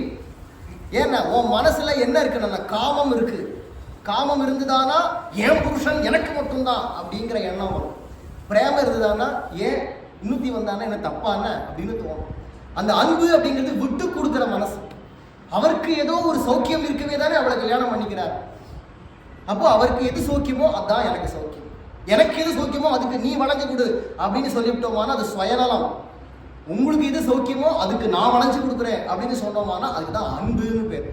உண்மையான அன்பு எந்தெந்த பொம்மநாட்டிகள்கிட்ட இருக்குன்னு உங்களுக்கு நீங்களே பரீட்சை பண்ணி தெரிஞ்சுக்கோங்க. அப்படி இருக்கிறதுனால இந்த விஷயத்துல இப்ப தாயார் எப்படி சொல்றாள், மகாலட்சுமி அது எப்படி அப்படின்னு சொன்னாலானா நமக்கு யாருக்குமே அந்த பகவான் கிடைக்க முடியாது. பகவான் கிட்ட எனக்கு மட்டும்தான் என் புருஷனாகிய நாராயணன் தாயார் பிடிச்சு விட்டாளானா யாருக்குமே பகவான் கிடைக்க முடியாது. ஆகையினால தாயார் என்னடா, எல்லாருக்கும் உரியவர் பகவான், இந்த அடியவளுக்கும் உரியவர், கடைசியா இந்த அடியவளும் பகவானுக்கு கைங்கரியம் பண்றதுக்கான பாக்கியம் பெற்றவள் அப்படிங்கிறதான நினைப்புல தான் தாயார் இருக்காளா. இருக்கிறதுனால ஏன் இன்னும் இவ்வளவு நாள் காக்க வச்சுருக்கள் பூமி தேவியை, கழுத்துல மாலையை போட வேண்டியதானே, நான் உங்களை கண்டு ஆசைப்படுறேன்னு சொல்லியாச்சுன்னா படக்குன்னு கழுத்துல மாலையை போட வேண்டாமோ, இவ்வளவு பேசி கதற அளவு வச்சுருக்கே அப்படிங்கிறாளா மகாலட்சுமி. அவ்வளவு விசாலமான ஹிருதயம் உடையவள். அப்படி இருக்கிறதுனால தான் நம்ம ஒவ்வொருத்தரையும் பகவானிடத்தை கொண்டு போய் சேர்த்து விடுறா, கைங்கரியம் பண்ணு அவருக்கு அப்படிங்கிறத பகவானோட சேர்த்து விடுறாளே தாயார்னா. அப்பேற்பட்ட விசால ஹிருதயம் உடையவள். தாயாரும் எப்போ அவளுக்கு அனுமதிச்சு விட்டாரோ உடனே வராக பெருமாள் பூமி தேவியை திருக்கல்யாணம் பண்ணிட்டு பூமியிலேயே ஒரு இடத்த தேர்ந்தெடுக்கிறார். கல்யாணம் எடுத்து இல்லையா, இனிமே வாழணுமே, எங்க வாழறதுன்னா பூமியிலேயே ஒரு இடத்த தேர்ந்தெடுத்து தெற்க தமிழ்நாட்டுடைய தெற்க திருக்குறுங்குடி அப்படிங்கிறதான மலையில அங்க வராக பெருமாள் பூமி தேவியோட அங்க இருக்கார். இந்த சமயத்துல அந்த ஹிரண்யாக்ஷன் அப்படிங்கிறவன் பூமியை ஒழிச்சு வச்சானே, அவன் தேடினான் எங்க இருக்கு பூமி எங்க இருக்கு பூமின்னு தேடி தேடி பார்த்து கடைசியில பூமியை காணோம் அப்படின்னு உடனே புரிஞ்சு விட்டா யாரோ இந்த தேவர்கள்ல தான் யாரோ போய் எப்படியோ பூமியை எங்கேயோ எடுத்துட்டு போயிருக்கா போல் இருக்கு, அதனுடையதான கதாகதியில பூமி இருக்கு அப்படிங்கிறத பார்த்துட்டான். இந்த மாதிரி தேவர்கள் தான் பண்ணியிருக்கா அப்படிங்கிறத பார்த்துட்டு நான் ஒரு காரியம் பண்ணியிருக்கேன், என்னை எதிர்த்து ஒரு காரியம் பண்றதுக்கு ஒரு ஆளா இந்த தேவர்கள் எல்லாரும் நான் என்ன பண்றேன் பார் அப்படின்னு யுத்தத்துக்கு கிளம்பினா ஒரு தேவரோடையா போய் யுத்தம் பண்றேன்னு வலிய போய் யுத்தம் பண்ணிட்டே போகச்சு. வருணன் வந்தா, வருணன்ட்ட போனான். வருணன் பார்த்தா இவன்ட்ட போய் நம்ம சண்டையை போட்டு அடி வாங்கிட்டு தோத்து போய் அவமானப்பட்டு அவஸ்தப்பட்டு எதுக்கு இதை நம்பலாம், ரொம்ப சகஜமா போய் பேச ஆரம்பிச்சான். அப்பா இரண்யாட்சா உன்ன மாதிரி பலசாலி உண்டா, எதுக்குப்பா அவன் வீணா எங்களை மாதிரி இருக்கிறவாட்டெல்லாம் வந்து நீ சண்டை போடுற, உனக்கு நல்ல ஒரு யோசனையை சொல்லி கொடுக்குறேன். எங்க எல்லாருக்கும் தலைவர் மகாவிஷ்ணு, அவரை போய் நீ ஜெயிச்சுட்டியானா எங்க எல்லாரையும் ஜெயிச்சதாக ஆயிடும். தனித்தனியா போய் எதுக்கு வீணா சிரமப்பட்டு இருக்க, டைம் வேஸ்ட் பண்ணாதப்பா, பொன்னானது காலம் தான். காலம்ங்கிறது கிடைத்தற்கரியதானது நேரம், அந்த டயத்தை வேஸ்ட் பண்ணக்கூடாதுப்பா, நீ அதனால நேரம் நாராயணனை குறிச்சு பார்க்கடலுக்கு போ, அங்க போய் யுத்தம் பண்ணு போ அப்படின்னு திருப்பி விட்டான். வருணன் போற வழியில நாரதர் குறுக்க வந்தார். ஆனா அந்த நாரதருக்கு மட்டும் ஒரு தனி முகவெட்டு, எங்க போனாலும் அவருக்கு வரவேற்பு தான். ஏய் ஏயா வந்த வெளில போயா அப்படின்னு எங்கேயுமே சொல்ல மாட்டான். வரணும். இரண்யாக்ஷனும் ஹிரண்யகசிப்பு உள்பட, ராவண கும்பகர்ணர்கள் உள்பட, கம்சன் உள்பட எல்லாரும் வரவேற்பாளே தவிர ஏன் வந்த வெளில போன்னு ஒத்தரும் சொல்ல மாட்டான் நாரதர். அவருக்கு மட்டும் எப்படி அந்த முகவெட்டு அப்படின்னு அவரை பார்த்தாலே, அந்த முகத்தை பார்த்தாலே வாங்கோன்னு தான் சொல்ல தோணுமே தவிர போங்கோன்னு சொல்ல வராது வாயில. ஏன் அப்படின்னா அதுக்கு தானே காரணம் வச்சுட்டு இருக்காரு அவர். என்னன்னா வாயறையே எப்பொழுதுமே நாராயண நாராயண நாராயண நாராயண நாராயண நாராயண நாராயண நாராயண நாராயண நாராயண நாராயண நாராயண. எப்ப பார்த்தாலும் நாராயண நாமத்தை சொல்லி சொல்லி சொல்லி நாத்தழும்பழ நாரணாவென்று அப்படின்னு சொல்லும்படிக்கு ஏத்துகின்றோம். நாத்தழும்ப ராமன் திருநாமம் அப்படின்னு சொல்லும்படிக்கு நாக்குல தழும்பு ஏறுற அளவுக்கு நாராயண நாமம் சொல்லி சொல்லி சொல்லி அந்த நாமம் சொல்லிண்டே இருந்தோமானா அப்படிதான் முகவெட்டு. நாமம் சொல்றவாள வெள்ள பொங்கோன்னு சொல்ல வராது, எங்க போனாலும் அவளுக்கு வரவேற்பு தானே தவிர போ அப்படின்னு வெளில துரத்த மாட்டான். அப்படி இருக்கிறதா அந்த நாரதர் வந்தார். என்ன நாரதரே நீ இந்த பக்கமா வந்துட்டு இருக்கீங்க. நாரதர் கேட்டார், என்னப்பா ஹிரண்யாக்ஷன் நீ இந்த பக்கமா வர? உண்மையில பார்த்தா ஹிரண்யாக்ஷனுக்கு இவர் சித்தப்பா வாகனம், நாரதர் சித்தப்பா வாகனம். ஹிரண்யாக்ஷனுடைய அப்பா கஷ்யபர், கஷ்யபருக்கு பின்னாடி பிறந்தவர் தான் இந்த நாரதர். அப்படி இருக்கிறதுனால சித்தப்பாங்கிற உறவு அனைவெல்லாம் அந்த உறவெல்லாம் பார்க்க மாட்டா. என்ன நாரதரே இங்க வந்துடுமா அப்படின்னா, இல்லப்பா நீ எங்க இந்த பக்கமா வந்துட்டு இருக்க? ஒண்ணுமில்ல, பார்க்கடல்ல விஷ்ணுவோட போய் யுத்தம் பண்றதுக்காக போயிட்டு இருக்கேன். ஆஹா, சரியான காரியம் பண்றதுக்காக கிளம்பி இருக்கியப்பா, நீ தான் அதுக்கு ஏத்த ஆள். மகாவிஷ்ணுவோட போய் எதிர்த்து யுத்தம் பண்றதுக்கு நீ தான் தகுதியானவன், வேற ஒரு பயனும் நாராயணனோட போய் எதுக்கு அம்பு போக்க முடியாது, யுத்தம் பண்ண முடியாது அப்படின்னு சொல்லி நாராயணன்ட்ட நீ ஏன்பா பார்க்கடலுக்கு போற, பார்க்கடல தானே மகாவிஷ்ணு இருக்காருன்னு வருணன் சொன்னாரு. அது பழைய அட்ரஸ்ப்பா, பழைய விலாசம். நாராயணன் அங்க இருந்தார், முன்னாடி இருந்தார், இப்போ இல்ல, ஜாகையை காலி பண்ணிட்டு போயிட்டார். அப்படியா, எங்க போயிட்டார்? பாதாளத்துல இருக்கார். பூமியில இருக்காருன்னு சொல்லல, பாதாளத்துல காரணமா தான் நாரதர் சொல்றாரு. பாதாளத்துல தான் இருக்கா, நீ அங்க போனியானா அங்க நாராயணனை பார்க்கலாம். மற்றொரு விஷயம், நாராயணன் அழகான முகத்தோட சங்கு சக்கரங்கள்லாம் வச்சுட்டு அப்படிலாம் 4 கையோட இருப்பானா நினைக்காதப்பா. அங்க போனா ஒரு வெள்ளை வெள்ளையன்னு ஒரு பன்னி வடிவத்துல தான் இருக்கார். ஏதோ பன்னி அப்படின்னு நினைச்சுன்றாத, அதான் நாராயணன், தெரிஞ்சுட்டு போ அப்படின்னு நாரதர் சொல்லி கொடுத்த உடனே அவன் நினைச்சுட்டானா, அப்பா நமக்கு இவ்வளவு உபகாரியா இருக்காரு, தேவர்களுக்கெல்லாம் உபகாரியா இருப்பாருன்னு நினைச்சேன், நம்ம சித்தப்பா நமக்கு இவ்வளவு உபகாரியா இருக்காரு அப்படின்னு நினைச்சிட்டு ரொம்ப சந்தோஷம். இவ்வளவு நல்ல விஷயங்களை எனக்கு இந்த திசை காட்டி கொடுத்தீங்கன்னா. எல்லாருக்கும் வழிகாட்டுறவர் நாரதர்.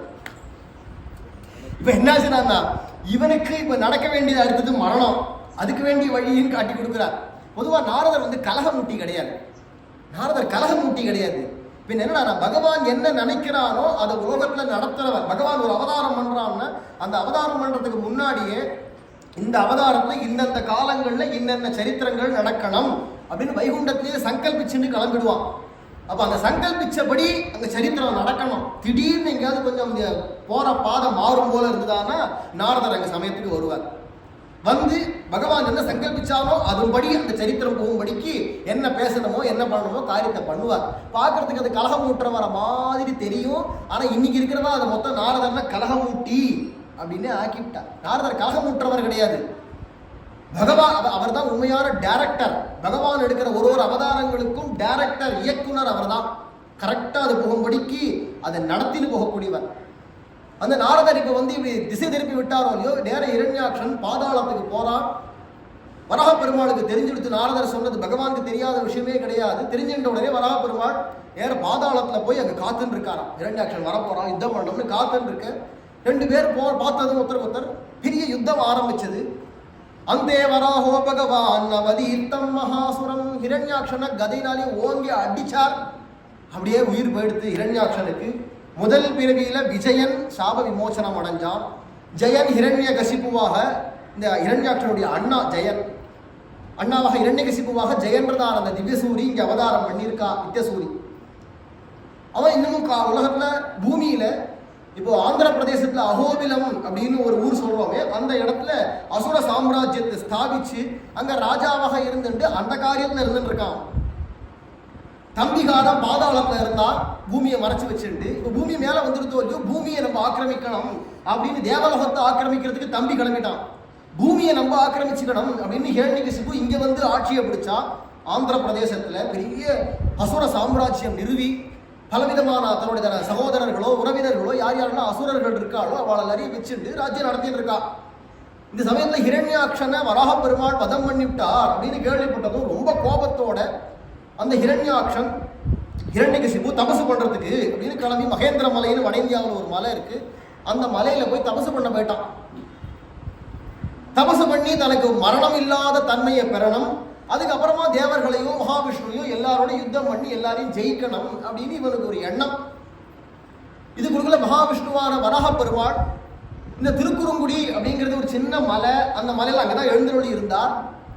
இருந்தாலும் தனக்கு ஒரு பெரிய இடம் வேணும் அப்படின்னு ஆசை வந்த உடனே கருடாழ்வார் இருக்காரு, தன்னுடைய வாகனமான கருடன், அவரை அழைச்சு தனக்கு சொந்தமான வைகுண்டத்தில் இருக்கக்கூடியதான ஒரு பெரிய மலை இருக்கு, அந்த மலையை கொண்டு வா. இதெல்லாம் ஆரம்பத்துல நடந்த கதை, யுகம் சிருஷ்டி ஆரம்பிக்கிற சமயத்தில் நடந்த கதை.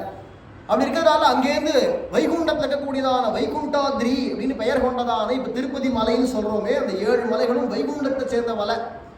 அங்கேருந்து கருடனை கொண்டு வா அப்படின்னு சொல்ல கருடன் வைகுண்டத்தேன்னு அந்த பேர்த்து எடுத்துன்னு பூமியில கொண்டு வச்சார்.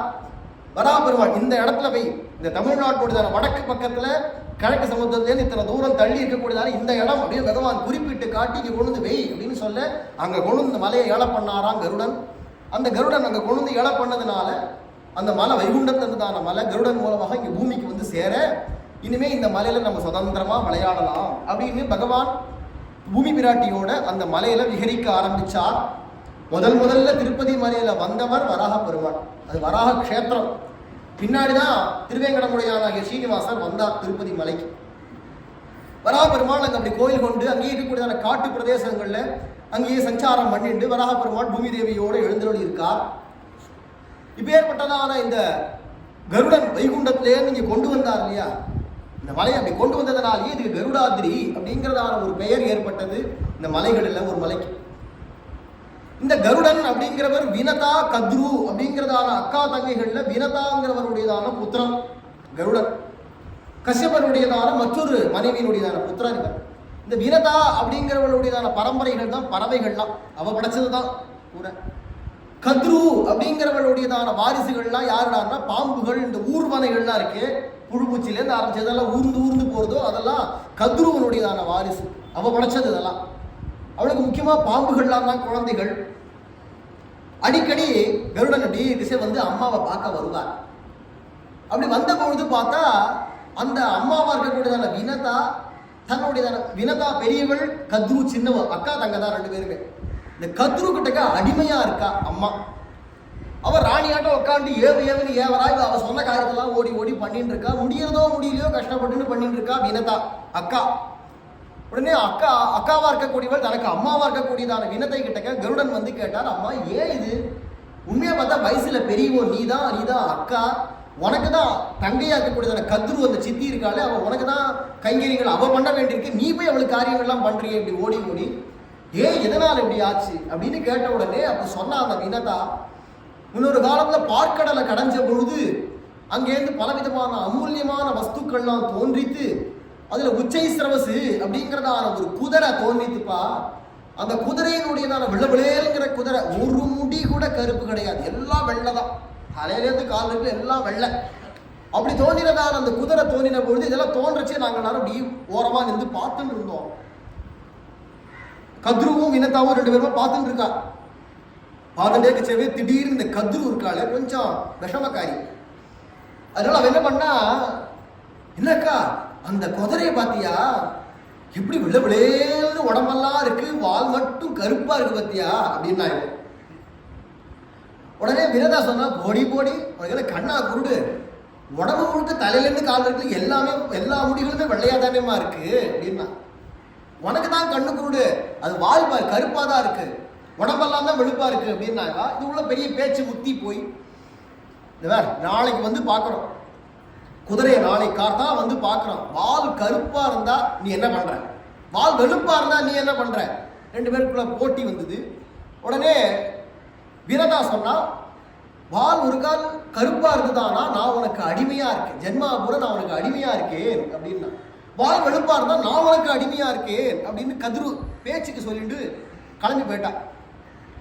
இந்த கத்ரு பார்த்தா எப்படியாவது அக்கா காரியம் தனக்கு அடிமையாக்கிக்கணும்னு அவளுக்கு ஆசை. ஆகையினால தன்னுடைய பிள்ளைகளா இருக்கக்கூடியதான கருநாகங்கள் எல்லாத்தையும் பார்த்து கூப்பிட்டு, டே பசங்களா, நாளைக்கு காத்தால அந்த உச்சை சிரவசனுடைய வால் கருப்பா இருந்தாதான் இந்த வினதாங்கிறதான அக்கா இருக்காளே என்னுடைய அக்கா, அவ எனக்கு அடிமையாகும், இல்லைன்னா நான் அவளுக்கு அடிமையா போய் அடிமை பண்ணிட்டு இருக்கணும், உங்க அம்மாடா நான் போய் அடிமையா இருக்கணும்னு ஆயிடும். அதனால நீங்க எல்லாரும் தான் போய் அந்த வால் முடியில ஒவ்வொரு முடியிலையும் நீங்களாம் சுத்தின்னு இருக்கும். தூரத்திலேருந்து பார்க்கச்சே வால் கருப்பா தெரியும், பாம்பு இருக்கிறது தெரியாது. அப்படி இருக்கிறதுனால அந்த அக்கா காரியை நான் வசப்படுத்தின்றுவேன், அடிமையாக்கின்றுவேன் அப்படின்னு சொல்ல, இத்தனை பாம்புகளுமா போய் அந்த உச்சை சிரவசனுடைய வாலில் சுத்தின்னு இருக்க. மறுநாள் காத்தால பார்க்கறச்சு கருப்பா இருக்கிறத பார்த்த உடனே, ஆமா நமக்கு தான் கண்ணு சரியில்லை போல இருக்கு, முதல் கருப்பா தான் இருக்கு அப்படிங்கிறத பார்த்துட்டு வாஸ்தவம் தான், அது வால் கருப்பா தான் இருக்கு, உடம்புலாம் தான் வெளுப்பா இருக்கு, நான் தான் தப்பா சொல்லிவிட்டேன், இனிமேல் ஜென்மாபுரம் நான் உனக்கு அடிமையா இருக்கேன் அப்படின்னு அன்று முதல் அடிமையா இருக்கா. உண்மையில உச்சை சிரவசுக்கு வால் கருப்பு கிடையாது, வெளுப்பு தான், தந்திரமா அடிமையாக்கிட்டு இருக்கா. இதெல்லாத்தையும் தெரிஞ்சின்றதான கருடாழ்வார் நேரா அம்மா கிட்ட சித்தி கிட்டக்க போனார், கத்ரு கிட்டக்க. அம்மா இது அநியாயம், எங்க அம்மாவை நீங்க அடிமையாக்கி இருக்கிற விதம் அநியாயம், உண்மை கிடையாது. உச்சை சிரவச குதிரையை நான் பலமுறை பார்த்துருக்கேன், அது வெளுப்பா தான் இருக்கு, வேண்டாம் இப்போ வாங்க நான் காட்டுறேன், நான் சாட்சியா நடுநிலையா இருந்து நான் காட்டுறேன், உண்மையாக அது வெளுப்பா தான் இருக்கு வால். நீங்க தான் உங்க பசங்கள் எல்லாரையும் வச்சு திருட்டுத்தனமா கிருத்திரிமமா அது வாழை கருப்பாக காமிச்சிருக்கு, எங்க அம்மாவை அடிமையாக்கின்னு இருக்கேன். சரி இப்ப நான் என்ன பண்ணணுங்கிற, எதுக்கு இப்ப இதை பத்தி பேசுறேன், எங்க அம்மாவை அடிமை தலையிலேருந்து விடுவீங்க, நான் விடுவிக்க முடியாது, விடுவிச்சாகணும். கருடனுக்கு எதிர்க்க பேச முடியாது, ஒரே கொத்து குத்தினாருன்னா அவ்வளவுதான், சர்வ பிராணனும் போயிடும், முழுங்கி விடுவார். அப்படியே ஜிலேபியை முழுங்குற மாதிரி இந்த பாம்பெல்லாத்தையும் முழுங்கி விடுவார் கருடன். அப்படி இருக்கிறவர் அவருடைய பிரபாவம், பலம், பராக்கிரமங்கள்லாம் பார்த்தாலே பெரிய ரூபம். 4 ரெக்கைகள் உண்டாம் சாக்ஷாத் கருடனுக்கு. மாமூல் கருடனுக்கெல்லாம் 2 ரெக்கை தான். சாக்ஷாத் கருடனுக்கு 4 ரெக்கை. அதனாலதான் சண்டவேகன் அப்படின்னு அவருக்கு ஒரு பேர். அவர் வேகம் மாதிரி யாரும் அவர் வேகத்துக்கிட்ட நெருங்க முடியாது. அப்பேற்பட்டதான 4 வேதங்களே அவருக்கு 4 ரெக்கைகளாக இருக்கு கருடனுக்கு. கருடனே வேத ஸ்வரூபன். அதனாலதான் கருடன் மேல பகவான் வரார் அப்படிங்கிறது. கருட வாகனம் தான் எல்லா இடத்தையும் ரொம்ப முக்கியம். எந்த ஊர்லயும் போனாலும் பெருமாளுக்கு கருட வாகனம் ரொம்ப முக்கியம். ஏன் அப்படின்னா கருடன் வேதஸ்வரூபம். அந்த வேதத்தினால காட்டி கொடுக்கக்கூடியதான பரம்பொருள் யார் அப்படின்னா அந்த கருட வாகனத்துல மேல யார் வரார்? நாராயணன் தானே வரார். அவர் தான் அந்த வேத வேத்யன் அப்படிங்கிறதான ஞானம் நமக்கு அந்த வாகனத்து மூலமா கிடைக்கிறதுனால கருட வாகனம் எந்த கோவில், பெருமாள் கோவிலையும் சிரேஷ்டம், முக்கியம். அப்படி இருக்கிறதுனால அந்த கருடனுக்கு 4 ரெக்கைகள் உண்டா இருக்கிறதுனால அவரை பார்த்ததும் பயந்து போயிட்டா. கத்ரு எதிர்த்து பேச தைரியம் இல்லை. உடனே சொன்னா, அது பாருப்பா, சரி உங்க அம்மாவை நான் விடுதலை பண்றேன், ஆனா எனக்கு என்னன்னா நான் தேவர்களுக்கு மட்டுமே உரியதான அந்த அமிர்தம்னு ஒன்று வந்ததே, அந்த அமிர்தத்தை எனக்கும் என் வாரிசுகளுக்கும் கொடுக்கணும். அமிர்தத்தை குடத்தோட கொண்டு வந்து கொடுத்தியானா உங்க அம்மாவை நான் விடுதலை பண்ணிடுறேன். இந்த பாம்புகளுக்கெல்லாம் அமிர்தம் கிடைச்சதுன்னா என்ன சாவே வராது. ஒரு சொட்டு வாயில விழுந்தா கூட சாவு வராது இந்த அமிர்தம். பாம்புகளெல்லாம் சாப்பிட்டு கொடுத்தோன்னா அப்புறமா இதனால எல்லாரும் செத்துட்டே இருப்பா. இது இவா பாப்புலேஷன் தான் மொத்தம் இருக்கும் உலகம் பூரா. அதுதான் மனசுல நினைச்சிட்டாலோ என்னமோ தெரியல. இந்த கத்ரு போய் கொண்டு வா அப்படின்ன உடனே அவ்வளவு அமிர்தம் தானே, அதை நான் கொண்டு தரேன், ஆனா பேச்சு மாறக்கூடாது, சொன்ன சொல் தவறாம எங்க அம்மாவை விடுதலை பண்ணிடணும். சரி. உடனே கருடன் பார்த்தா ஜல்லுன்னு ஆகாசத்தை கிளம்பி போயிட்டேன். வடபா முகாக்னின்னு ஒரு பெரிய அக்னிக்கு மத்தியில தான் அந்த அமிர்தத்தை தேவர்கள் எல்லாரும் வச்சு கடுங்காவல் வச்சிருக்கா. நேரா கருடன் போனார். குபீர்னு அந்த அமிர்த கலசத்தை தூக்கிட்டு கிளம்பிட்டார். எல்லாரும் பார்த்துட்டு இருக்க சொல்லி தூக்கின்னு கிளம்பிட்டார். திருடலை, தூக்கின்னு நேர போனார், எடுத்துன்னு கிளம்பிட்டார். உடனே எல்லா தேவர்களும் யுத்தத்துக்கு வந்தா தன்னுடைய ரக்கைகளாலையும் கால் நகங்களாலையும் அழகனாலையுமே அடிச்சு கொத்தி கிழிச்சு அத்தனை பேரையும் விரட்டி அடிச்சு விட்டு கிளம்பி பறந்து போறார். உடனே தேவேந்திரன் முதலியதான எல்லாருமா வந்து அந்த கருடன் இடத்தை சொன்னா, கருடனே இது உச்சிதம் இல்லை, இது தேவாளுக்கே உரியதான விஷயம். எங்க அம்மாவை அடிமை தலையிலேருந்து விடுவிக்கிறதுக்காக தான் நான் எடுத்துட்டு போறேன். சந்தோஷம் தான். நீங்க யாருக்கு கொடுக்க போறேன்? உங்க அம்மாக்காரா? இல்ல, எங்க சித்திக்கு. உங்க சித்தியை கொடுத்தீங்கன்னா உங்க சித்தியும் பாப்புலேஷன் தான், குழந்தைகள்லாம் இருந்தா பாம்புகள்லாம் தான் இந்த அமிர்தத்தை சாப்பிட்டு சாப்பிட்டு அப்புறமா இருந்துட்டே இருப்பா, நாசமே இல்லாம போகும். அவளால லோகத்துக்கு நாசமே தவிர இவாளுக்கு அப்புறமா அழிவே ஏற்படாது. ஜாதசிகி துருவ மிருத்யுன்னு இருக்கு. அப்படி இருக்கிறதுனால இது அழிவற்றதான ஒரு விதமாக போய் இவாளால தொந்தரவு தான் எல்லாருக்கும். ஆகையினால அதை மாதிரி நீங்க பண்ணக்கூடாது அப்படின்னு பேசினான். கேட்கல கருடன், பிடின்னு கிளம்பிட்டார். உடனே மகாவிஷ்ணுவாகிய நாராயணன்ட்ட போய் சொல்ல, பகவான் வந்து என்னப்பா கருடா அவ சொல்றது அர்த்தம் புரியலையா அப்படின்னு. உடனே கருடன் சொன்னார், இல்ல மனசுல நான் ஒரு விஷயம் வச்சுட்டு இருக்கேன், ஒரு தந்திரமா பண்ணி அவ சாப்பிட முடியாதபடிக்கு பண்ணி விடுறேன் அப்படின்னு சொல்லி எங்க அம்மாவை மட்டும் விடுதலை பண்ணிட்டு அமிர்தம் சாப்பிட முடியாதபடிக்கு பண்றதாதான் மனசுல எண்ணத்தோட கிளம்பி போயிட்டு இருக்கேன் அப்படின்னு சொல்ல, சந்தோஷம், அப்படியாதான் போயிட்டு வரோம் அப்படின்னு அனுப்பிச்சு விட்டா. அப்படி போற போக்குல இவ்வளவு கடுமையான போர் புரிஞ்சிட்டு வரார் இல்லையா கருடன், அந்த களைப்பு தீர்றதுக்காக இந்த 7 மலைகள்ல ஒரு மலையில வந்து கொஞ்ச நாள் உட்காந்து ஆசுவாசப்படுத்திட்டு அப்புறமா கிளம்பினார். அதனாலதான் அந்த மலைக்கு கருடாதிரி. இப்போ அந்த அல்பீரி அப்படிங்கிற இடத்துல ஒரு பெரிய கருடனுடைய விக்கிரகம் இருக்கு. அந்த மலை தான், அதுவே ஒரு மலை தான். பார்க்கறதுக்கு தெரியாது, ரோடா போயிட்டே இருந்துச்சு, ஒன்றும் தெரியாது, மலையிலே தெரியாது, ஆனா அதுவே உண்மையா மலை. அப்படி இருக்கக்கூடியதான அந்த மலையில வந்து கொஞ்ச நாள் ஓய்வு எடுத்துட்டு கிளம்பினாராம். அதனால அதுக்கு கருடாதிரி அப்படின்னு பெயர். அப்புறமா அந்த அமிர்தத்தை எடுத்துன்னு போய் கத்ருவனுடைய எதிர்க்க அழகா அந்த தர்ப்ப புல்லெல்லாம் விரிச்சு, தர்ப்ப புல்லு தெரியும், அந்த தர்ப்ப புல்லெல்லாம் விரிச்சு அது மேல அந்த கடை கொலச தர்ப்ப புல்லு பவித்திரமானது. அந்த அமிர்த கலசத்தை கொண்டு வந்து வச்சுட்டு உடனே எல்லா பாம்புகளும் அவசரமா வந்து நாக்க நீட்டிகிட்டே வந்து சாப்பிட்றேன்னு வந்தது. உடனே சொன்னார், இந்த பாருங்க அம்மா ஹாய் அப்படின்னு அது ஒரு சத்தம் கொடுத்தாரோ இல்லையோ எல்லாம் பறந்து ஓடி போச்சு பாம்புகள்லாம். அந்த அம்மாட்ட சொன்னார், பாருங்க இது அமிர்தம் திவ்யமானது, அதுக்கு ஒரு மரியாதை கொடுக்கும். இந்த அமிர்தத்தை கண்டபடி வந்து எடுத்து சாப்பிடக்கூடாது, அப்படி சாப்பிட்டா அதுக்கு பிரயோஜனம் கிடையாது. அதனால என்னன்னா குளிச்சுட்டு நல்ல மடி ஆச்சாரமா வந்து இதுல சாப்பிட்டாதான் அது பயனாகும் அப்படின்னு சொன்னாரோ இல்லையோ. அப்படியா, சரி அப்படின்னா அமிர்தம் கொண்டுட்டேனா, நீங்க இங்க பார்த்தேன் அமிர்த கலசத்தை, அதே அமிர்த கலசம் தானே, அதே அமிர்தம் தானே, காமிச்சிட்டேன், கொண்டுட்டேன் இல்ல, எங்க அம்மா விடுதலை பண்ணுங்க, இனி உங்க அம்மாவுக்கு விடுதலை கொடுத்துட்டேன் நான், சொல்ல தவற மாட்டேன், உங்க அம்மாவுக்கு இனிமே விடுதலை தான் அப்படின்னா. சந்தோஷம்னா நீங்களாம் போய் குளிச்சுட்டு வாங்கோ, அதுக்குள்ள நானே பாதுகாவலா இருக்கேன் அப்படின்னு சொல்லிவிட்டு அவளெல்லாம் குளிக்க சொல்லிவிட்டு நேரத்தை அமிர்த கலசத்தை தூக்கிண்டார். அம்மாவையும் விடுதலை எடுத்துன்னு அழைச்சின்னு போய் அம்மாவோட அந்த இருப்பிடத்தை விட்டுவிட்டு அமிர்த கலசத்தை கொண்டு போய் இருக்க வேண்டிய இடத்த வச்சுட்டா. இந்த பாம்புகள்லாம் இல்லை நெளிஞ்சு சுழிஞ்சு வந்து பார்த்து அமிர்த கலசத்தை காலம் வெறும் புல்லு தான் இருக்கு. உடனே அவளோட ஒருத்தர் பேசிட்டா, அமிர்த கலசம் இருந்த புல்லுடா, அதனாலதான் தர்ப புல்லு ரொம்ப பவித்திரமானது, அமிர்தம் பட்ட புல்லு இது. அப்படி இருக்கிறதுனால அது ரொம்ப பவித்திரம். அது இருந்த இடமே அதை நக்கினா கூட நமக்கு ஏதாவது கொஞ்சம் கிடைக்கும், பலம் கிடைக்கும். அதனால அதை நக்குவோம்னு அந்த பாம்புகள்லாம் நக்கித்தான் தர்ப புல்ல. தர்ப புல் ரொம்ப ஷார்ப்பா இருக்கும். கையை வச்சு அப்படி கிழிச்சோம்னா சாரத்தை கையே வெட்டி விடும். ரொம்ப ஷார்ப்பா இருக்கும், கத்தி மாதிரி இருக்கும் அந்த தர்ப புல். அதுல நாக்கால நக்கினதும் அதனுடைய அந்த நாக்கெல்லாம் ரெண்டா கிழிஞ்சு போச்சான்.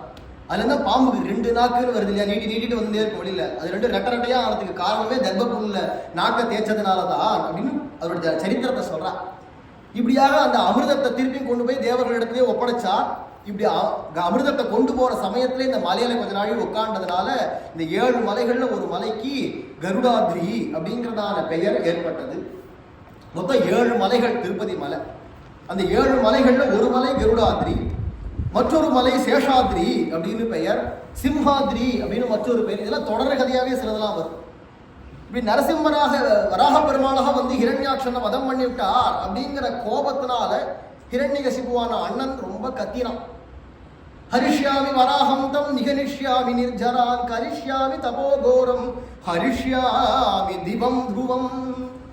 அந்த வராக பெருமாள் அவர்தானே நாராயணன், அவர்தானே என்னுடைய தம்பியை வதம் பண்ணினார். அந்த நாராயணனாகிய வராகனுடையதான நெஞ்ச பிளந்து அந்த நெஞ்சிலேந்து கொதிக்க பொங்கி வரக்கூடியதான ரத்தத்தை எடுத்து ருதிரப்பிரியம் தர்ப்பயிஷ்யே பிராதரம்யே கதவ்யா, என்னோட உயிரிழந்ததான என்னுடையதான தம்பிக்கு தர்ப்பணம் பண்ணணும் இல்லையா, நான் அண்ணனாக அந்த குழி தர்ப்பணம் எதை வச்சு பண்ணுவேன்னா தண்ணியை வச்சு பண்ண மாட்டேன். என் தம்பிக்கு ரத்தம்னா ரொம்ப பிடிக்கும், அதனால விஷ்ணுவனுடையதான ரத்தத்தை எடுத்து நான் தர்ப்பணம் பண்ண போறேன் அப்படிலாம் கத்திவிட்டு சபதம் பண்ணிவிட்டு நேரம் விஷ்ணுடைய இதுக்கு போக வேண்டியதானே இல்லை, பயம், உயிர் வேடுமோன்னு பயம். அதனால பிரம்மாவை குறித்து தபசு பண்ணி உயிரே போகாது, மரணமே கிடையாதுங்கிற ஒரு வரத்தை வாங்கிட்டு அதுக்கப்புறமா விஷ்ணுவோட சண்டைக்கு போகலாம் அப்படின்னு நினைச்சுட்டான். பாவம், அந்த நாராயணனால படைக்கப்பட்டவர் தான் இந்த பிரம்மா. இவர் கொடுக்குற வரத்துக்கு மேல பகவான் யோசிக்க மாட்டாங்க. அவன் அப்பாற்பட்டவனாச்சு, எல்லாத்துக்கும் அப்பாற்பட்டவனாக கடந்தவனாக இருக்கக்கூடியவன். அந்த நாராயணனை வதம் பண்றதுக்கு பிரம்மா கிட்டக்க வரம் வாங்கினேன்னு போய் தபசு பண்ணி பிரம்மா கிட்டக்க வரம் வாங்கிட்டான். மரணமே கிடையாது, மரம் கிடையாதுன்ட்டார் பிரம்மா. பின்ன என்னடா, உள்ளியும் சாகக்கூடாது, வெளியிலையும் சாகக்கூடாது, மேலையும் சாகக்கூடாது, கீழையும் சாகக்கூடாதுன்னு வரிசையா ஒரு இடக்க ஒரு பெரிய லிஸ்ட் கேட்டான்.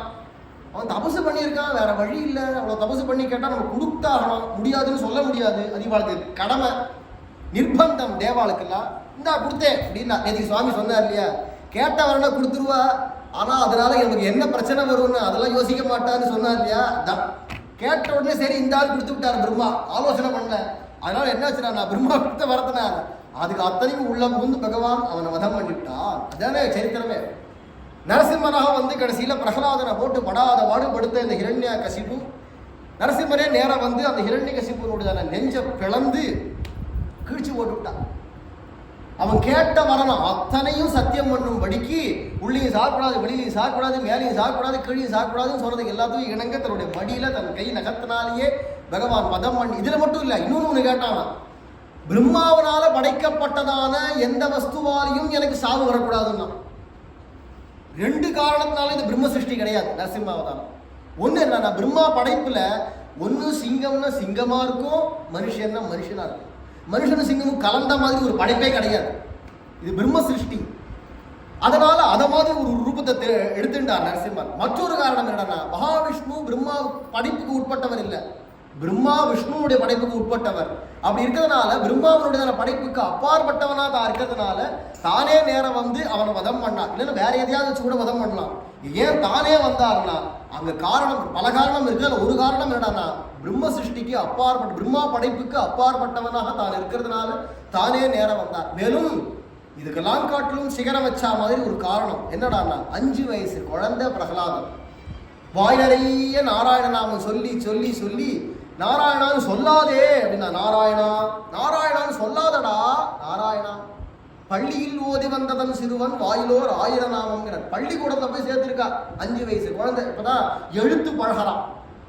அந்த வயசுல வாய் நிறைய நாராயண நாமம் சொல்லி சொல்லி மூச்சு விடுறது நின்றா கூட நின்றுடும். ஆனா நாராயண நாமம் நிக்காதான் இவன் வாயில. அப்படி நாராயண நாமம் சொல்லி அப்படி இருக்கக்கூடியதான ஒரு அருமையான குழந்தைய போட்டு அடி அடின்னு அடிக்கிறான்.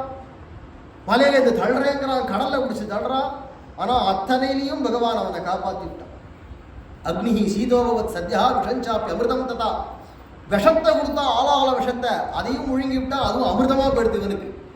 ஏன்னா நாராயண நாம சொல்லிட்டே இருந்தா எதுவும் நம்ம கிட்ட ஒன்றும் செல்லாது, பேபிசாசு கூட அண்டாது, எந்த விதமான தீங்கும் யாரும் நமக்கு பண்ண முடியாது. நெத்தியில இந்த திருமண் இருந்தா எந்த தீங்கும் பண்ண முடியாது. இன்னைக்கு எல்லாரும் ரொம்ப சகஜமா நாமம் போட்டாண்டா, நாமம் குழைச்சு போட்டாண்டா நாமம் அப்படின்னு இன்னைக்கு எல்லாரும் பரிகாசம் பண்றா இல்லையா. நாமம் போட்டான்னா ஏமாத்திட்டான்றதான ஒரு எண்ணம் வந்துடுது இல்லையா. இது பெரிய அபச்சாரம், பெரிய பாவம். நாமம் போடுறதுல அவ்வளவு சாமானியமா போச்சா? நாமத்தினுடையதான அர்த்தம் என்னன்னு தெரியுமா? இந்த மேல இடக்கூடியதான இந்த ரெண்டும் பகவான் ஸ்ரீமன் நாராயணனுடையதான 2 திருவடி, கீழே இருக்கக்கூடியது அந்த தாமரை புஷ்பம். பகவான் திருவடி தாமரையில தான் இருக்கும். அதுல நடுவுல ஸ்ரீ மகாலட்சுமி தான் இங்க சமப்பா இடக்கூடியது. மகாலட்சுமி தாமரையாள் அப்படிங்கிறவங்க இந்த தாமரை புஷ்பத்து மேல இருக்கா.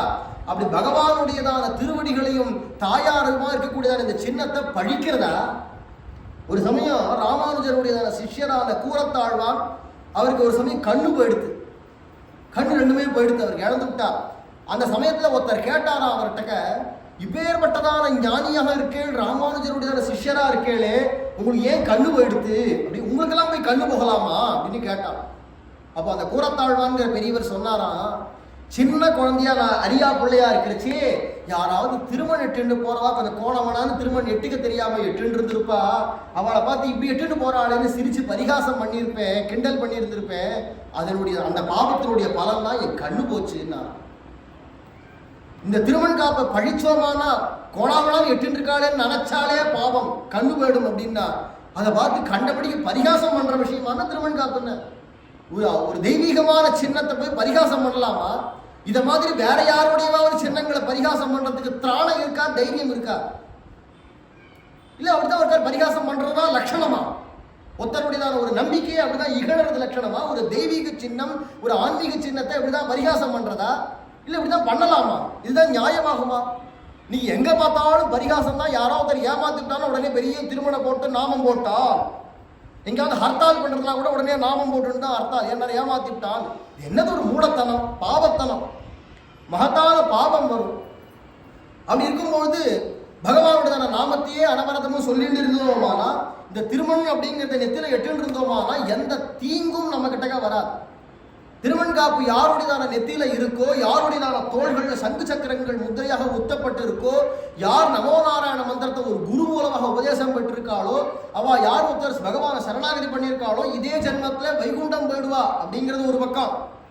ஏ கண்ட லக்ன துளசி நடினாட்சமாலாஹ, ஏ பாகுமூல பரிச்சின்னித சங்க சக்ராஹ, ஏ வாலலாட பலகே லசதூர்தகுன்றாஹ, தே வைஷ்ணவா புவனமாசு பவித்ரயந்தி. வியாசர் சொல்றார், யார் ஒருவர் கழுத்துல துளசிதாமர மணிமாலை போட்டு இருக்காளோ, தோழ சங்கு சக்கரங்கள் ஒத்திண்டி நெத்தியில திருமண் காப்பு இட்டு கொண்டிருக்காளோ, அவர்கள் பரம வைஷ்ணவர்கள், பரம பாகவதர்கள். அவர்கள் இருந்தாலே அந்த ஊருக்கே எந்த விதமான தீங்கும் ஏற்படாது அப்படிங்கிறார். அத்தனை பேருக்கு இவாளோட தொடர்பு ஏற்படுறவாளுக்கெல்லாம் நன்மைதான் ஏற்படும் அப்படின்னு சொல்றார் வியாசர். அப்ப அந்த திருமணமான எந்த விதமான பில்லி சூன்யங்களோ, ஏவல்களோ, பேபிசாசு சேஷ்டைகளோ எதுவுமே வராது. தோல்லையே சக்கரம் வந்துடுறது. சக்கரத்தாழ்வார் வந்தாச்சுன்னா எல்லாத்தையும் எல்லா இடர்களையும் போக்கக்கூடியவர், தீங்குகள் எல்லாத்தையும் பொசிக்கி விடுவார். அப்பேற்பட்ட சக்கரத்தாழ்வாரே நேரம் வந்துடுறார் தோல்ல. நெத்திய இருக்கக்கூடியதான் அந்த திருமண். இதே நான் சும்மா பேச்சு வாக்கில் சொல்லலை, இது புராணத்தை சொல்லியிருக்குன்னு சொல்லலை. அழகர் கோவில்ல எங்க திருமாளிகைக்கு பக்கத்துல அங்க ஒரு பாகவதர், அவர் சமாஷணமாகி நித்தியம் திருமணம் இட்டு இருப்பார். ஒரு நாள் ராத்திரி அது காட்டு பகுதியா இருக்கும் அந்த இடம்லாம். அது சமயத்தை வாசல்ல கேதுகட்டில போட்டு நிம்மதியா படுத்துட்டு இருந்தார். ஒரு 20 வருஷங்களுக்கு முன்னாடி நடந்த கதையை சொல்றேன். என்னைக்கோ நடந்த கதை இல்லை, இப்போ நடந்தது. வாசல்ல படுத்துட்டு திடீர்னு அவரை யாரோ எழுப்புற ராத்திரி 12 மணிக்கு. நெத்தியில இட்டு இருக்கிறதான நாமத்தை அழி, நெத்தியில இட்டு இருக்கிறதான நாமத்தை அழி அப்படின்னு குரல் கேட்கறது, உருவம் தெரியல. இப்போ பதறி போய் எழுந்து போய்க்கொண்டு என்னடா அது இப்படி கேட்கறது அப்படின்னு சுத்தி குத்தி பார்த்துட்டு, சரி நம்ம பிரம அப்படின்னு படுத்து விட்டார். திருப்பி சில நாளைக்கெல்லாம் நெத்தியில இருக்கிறதான நாமத்தை அழி, நாமத்தை அழி அப்படின்னு குரல் கேட்டது. யார் நீ அப்படின்னு கத்தினார். நான் தான் பேய் வந்திருக்கேன், உன்னை பிடிக்கிறதுக்காக வந்திருக்கேன், நெத்தியில் இருக்கிற நாமத்தை நீ அழி. முடியாது, உன்னால ஆனதை பார்த்துக்கோ, நான் நாமத்தை அழிக்க மாட்டேன் அப்படின்னாரு. கிட்டத்தட்ட 1 மணி நேரத்துக்கு மேல தாவா பண்ணிவிட்டு கடைசியில் நாமத்தை போட்டு கெடுத்திய பாவி, நாமத்தை போட்டு கெடுத்திய பாவி அப்படின்னு திட்டிட்டு போச்சு. அந்த பேயால இவர் முன்னாடி கூட வந்து நிற்க முடியல, பின்னாடி நின்று கத்தின்னு கிடந்தது. ஏன்டானா நாமம் போட்டா ஒன்று திருமண் காப்புன்னு பேரு. காப்புன்னா ப்ரொடெக்டர். நமக்கு யாரும் ப்ரொடெக்ஷன் கிடையாது. 1000 டாக்டர் வந்து நின்று நான் இருக்கேன் கவலைப்படாத அப்படின்னு சொன்னாலும் நம்ம நிம்மதியா இருக்க முடியாது. 1000 வக்கீல்கள் வந்து நான் இருக்கேன் கவலைப்படாத அப்படின்னு சொன்னாலும் நம்புறதுக்கு இல்லை. சமய வரிசை எல்லாரும் கை விரிச்சு விடுவா. ஒரு ஆபத்து, ஒரு கஷ்டம், ஒரு துயர் அப்படின்னு சொன்னா யாரும் கை கொடுக்க வரமாட்டா, கை கொடுக்க முடியாது. வரமாட்டாங்கிறது அப்புறம் இருக்கட்டும், முடியாது. அப்போ வந்து நமக்கு பாதுகாக்கிறது எதிரானா இதெல்லாம் தான். நெத்தியில திருமணம் எட்டுக்கிறதும், தோள சங்கு சக்கரங்களை ஒத்திக்கிறதும், நமோ நாராயண மந்திரத்தை உபதேசம் வாங்கிட்டு வாய் நிறைய நாமத்தை சொல்லிட்டு இருந்தாதான் நமக்கு ரக்ஷ உலகத்துல. அப்புறமா அதிர்ஷ்யமானது வைகுண்டம் கிடைக்க போறதுங்கிறது அது சத்தியமான விஷயம், அதை பத்தி இல்லை. ஆனா லோகத்துல வாடர்ச்சேவே நமக்கு வேண்டியதான எல்லா நன்மைகளையும் நலம் தரும் சொல்லை நான் கண்டு கொண்டேன் நாராயணா என்னும் நாமம் அப்படின்னு ஆழ்வார் காட்டுறார். அப்படி இருக்கும் பொழுது அப்பேற்பட்டதான நாம திருமண் காப்பை நெத்திர எட்டுக்கிறதும் வாய் நிறைய நாமம் சொன்னா என்ன கஷ்டம் வரும்? உண்மையா பகவத் பக்தியோட நாம அனவரதமும் சொல்லிட்டு இருந்தோமான சொல்லி பாருங்களேன். நடந்திருக்க பிரத்யட்சமாச்சு. பிரகலாதனுக்கு எவ்வளவு கஷ்டம் கொடுத்தான், விஷத்தையே கொடுத்தான், அமிர்தமா போச்சு. அகமேவ பிரமாணம் ஹி மாம் ஜானீத அபிரட்சிதம் அப்படின்னு பிரகலாதனே சொல்றான். நானே பிரமாணம்ப்பா, எனக்கே ரட்சிக்கப்பட்டேனே. இத்தனை நாமங்களை நான் சொன்னதுனால என்ன, நான் பகவானுடைய கிருபையினால என் வாயில நாமம் வந்தது. நாமம் வந்ததுனால என்ன, எனக்கு வர கஷ்டங்கள் எல்லாம் நல்லதாவே போயிடுது, எனக்கு நானே பிரமாணம் அப்படின்னு சொல்றான் பிரகலாதன். அப்படி இருக்கக்கூடியதான குழந்தை இப்பவே இந்த தூண்லேருந்து நாராயணன் வரணும், நீ சொல்ற நாராயணன் வரணும், இல்லைன்னா உன் நெஞ்ச பிளந்து போட்டு விடுவேன் அப்படின்னு முழங்கினான் ஹிரண்யகசிபு. உடனே நரசிம்மர் தூண்லேருந்து அந்த 5 வயசு குழந்தை சத்தியமா இருக்கான், நாராயணன் இருக்கான், சத்தியம் அப்படின்னு சொன்னதான் அந்த வார்த்தைக்காக சத்தியம் விதாதும் நிஜ பிருத்ய பாஷிதம் வியாப்திஞ்ச பூதேஷு அகிலேஷு சாத்மனஹ அதிருஷ்யதாத்யத்புத ரூபமுத்வஹன் ஸ்தம்பே சபாயாம் ந மிருகம் ந மானுஷம். அந்த 5 வயசு குழந்தை சொன்னதான அந்த சத்திய வாக்கியத்தை பரிபாலனம் பண்றதுக்காகன்னு சிங்கமும் இல்லாத மனுஷனும் இல்லாத நரசிம்ம ரூபத்துல பகவான் தோன்றி, பிரதோஷ சமயம் இருக்கே, அந்த பிரதோஷ சமயத்தை தான் நரசிம்மர் தோன்றின சமயம். தோன்றி அந்த நரசிம்மனான பகவான் ஹிரண்யகசிபுவை வதம் பண்ணார். அதனாலதான் பிரதோஷ காலங்களில் நம்ம நரசிம்மர் சன்னதிக்கோ இல்லை பெருமாள் சன்னதிக்கோ போகணும். சிவன் கோயிலுக்கு போக வேண்டிய அவசியம் கிடையாது. சிவன் கோயிலுக்கு போகவும் கூடாது. ஏன்டானா பிரதோஷ சமயத்தில் சிவன் கோவிலில் சிவன் இருக்க மாட்டார். சிவன் அங்கேயிருந்து கிளம்பி நேரம் நரசிம்மர் சன்னதிக்கு வந்துருவார். பெருமாள் எதிர்க்க வந்து உட்காந்து ஆடுறதும் பாடுறதுமா கொண்டாட்டமா இருக்கும் சிவபெருமானுக்கு. நித்தியம் பகவான் கிட்ட வந்து அப்படி ஆடுவாராம் பாடுவாராம். புராணமே அதை வர்ணிக்கிறது. பிரதோஷ காலத்தில் நம்ம போக வேண்டிய இடம் நரசிம்மருடைய சன்னதி இல்லை பெருமாள் சன்னதி. இங்க வந்துடணும்.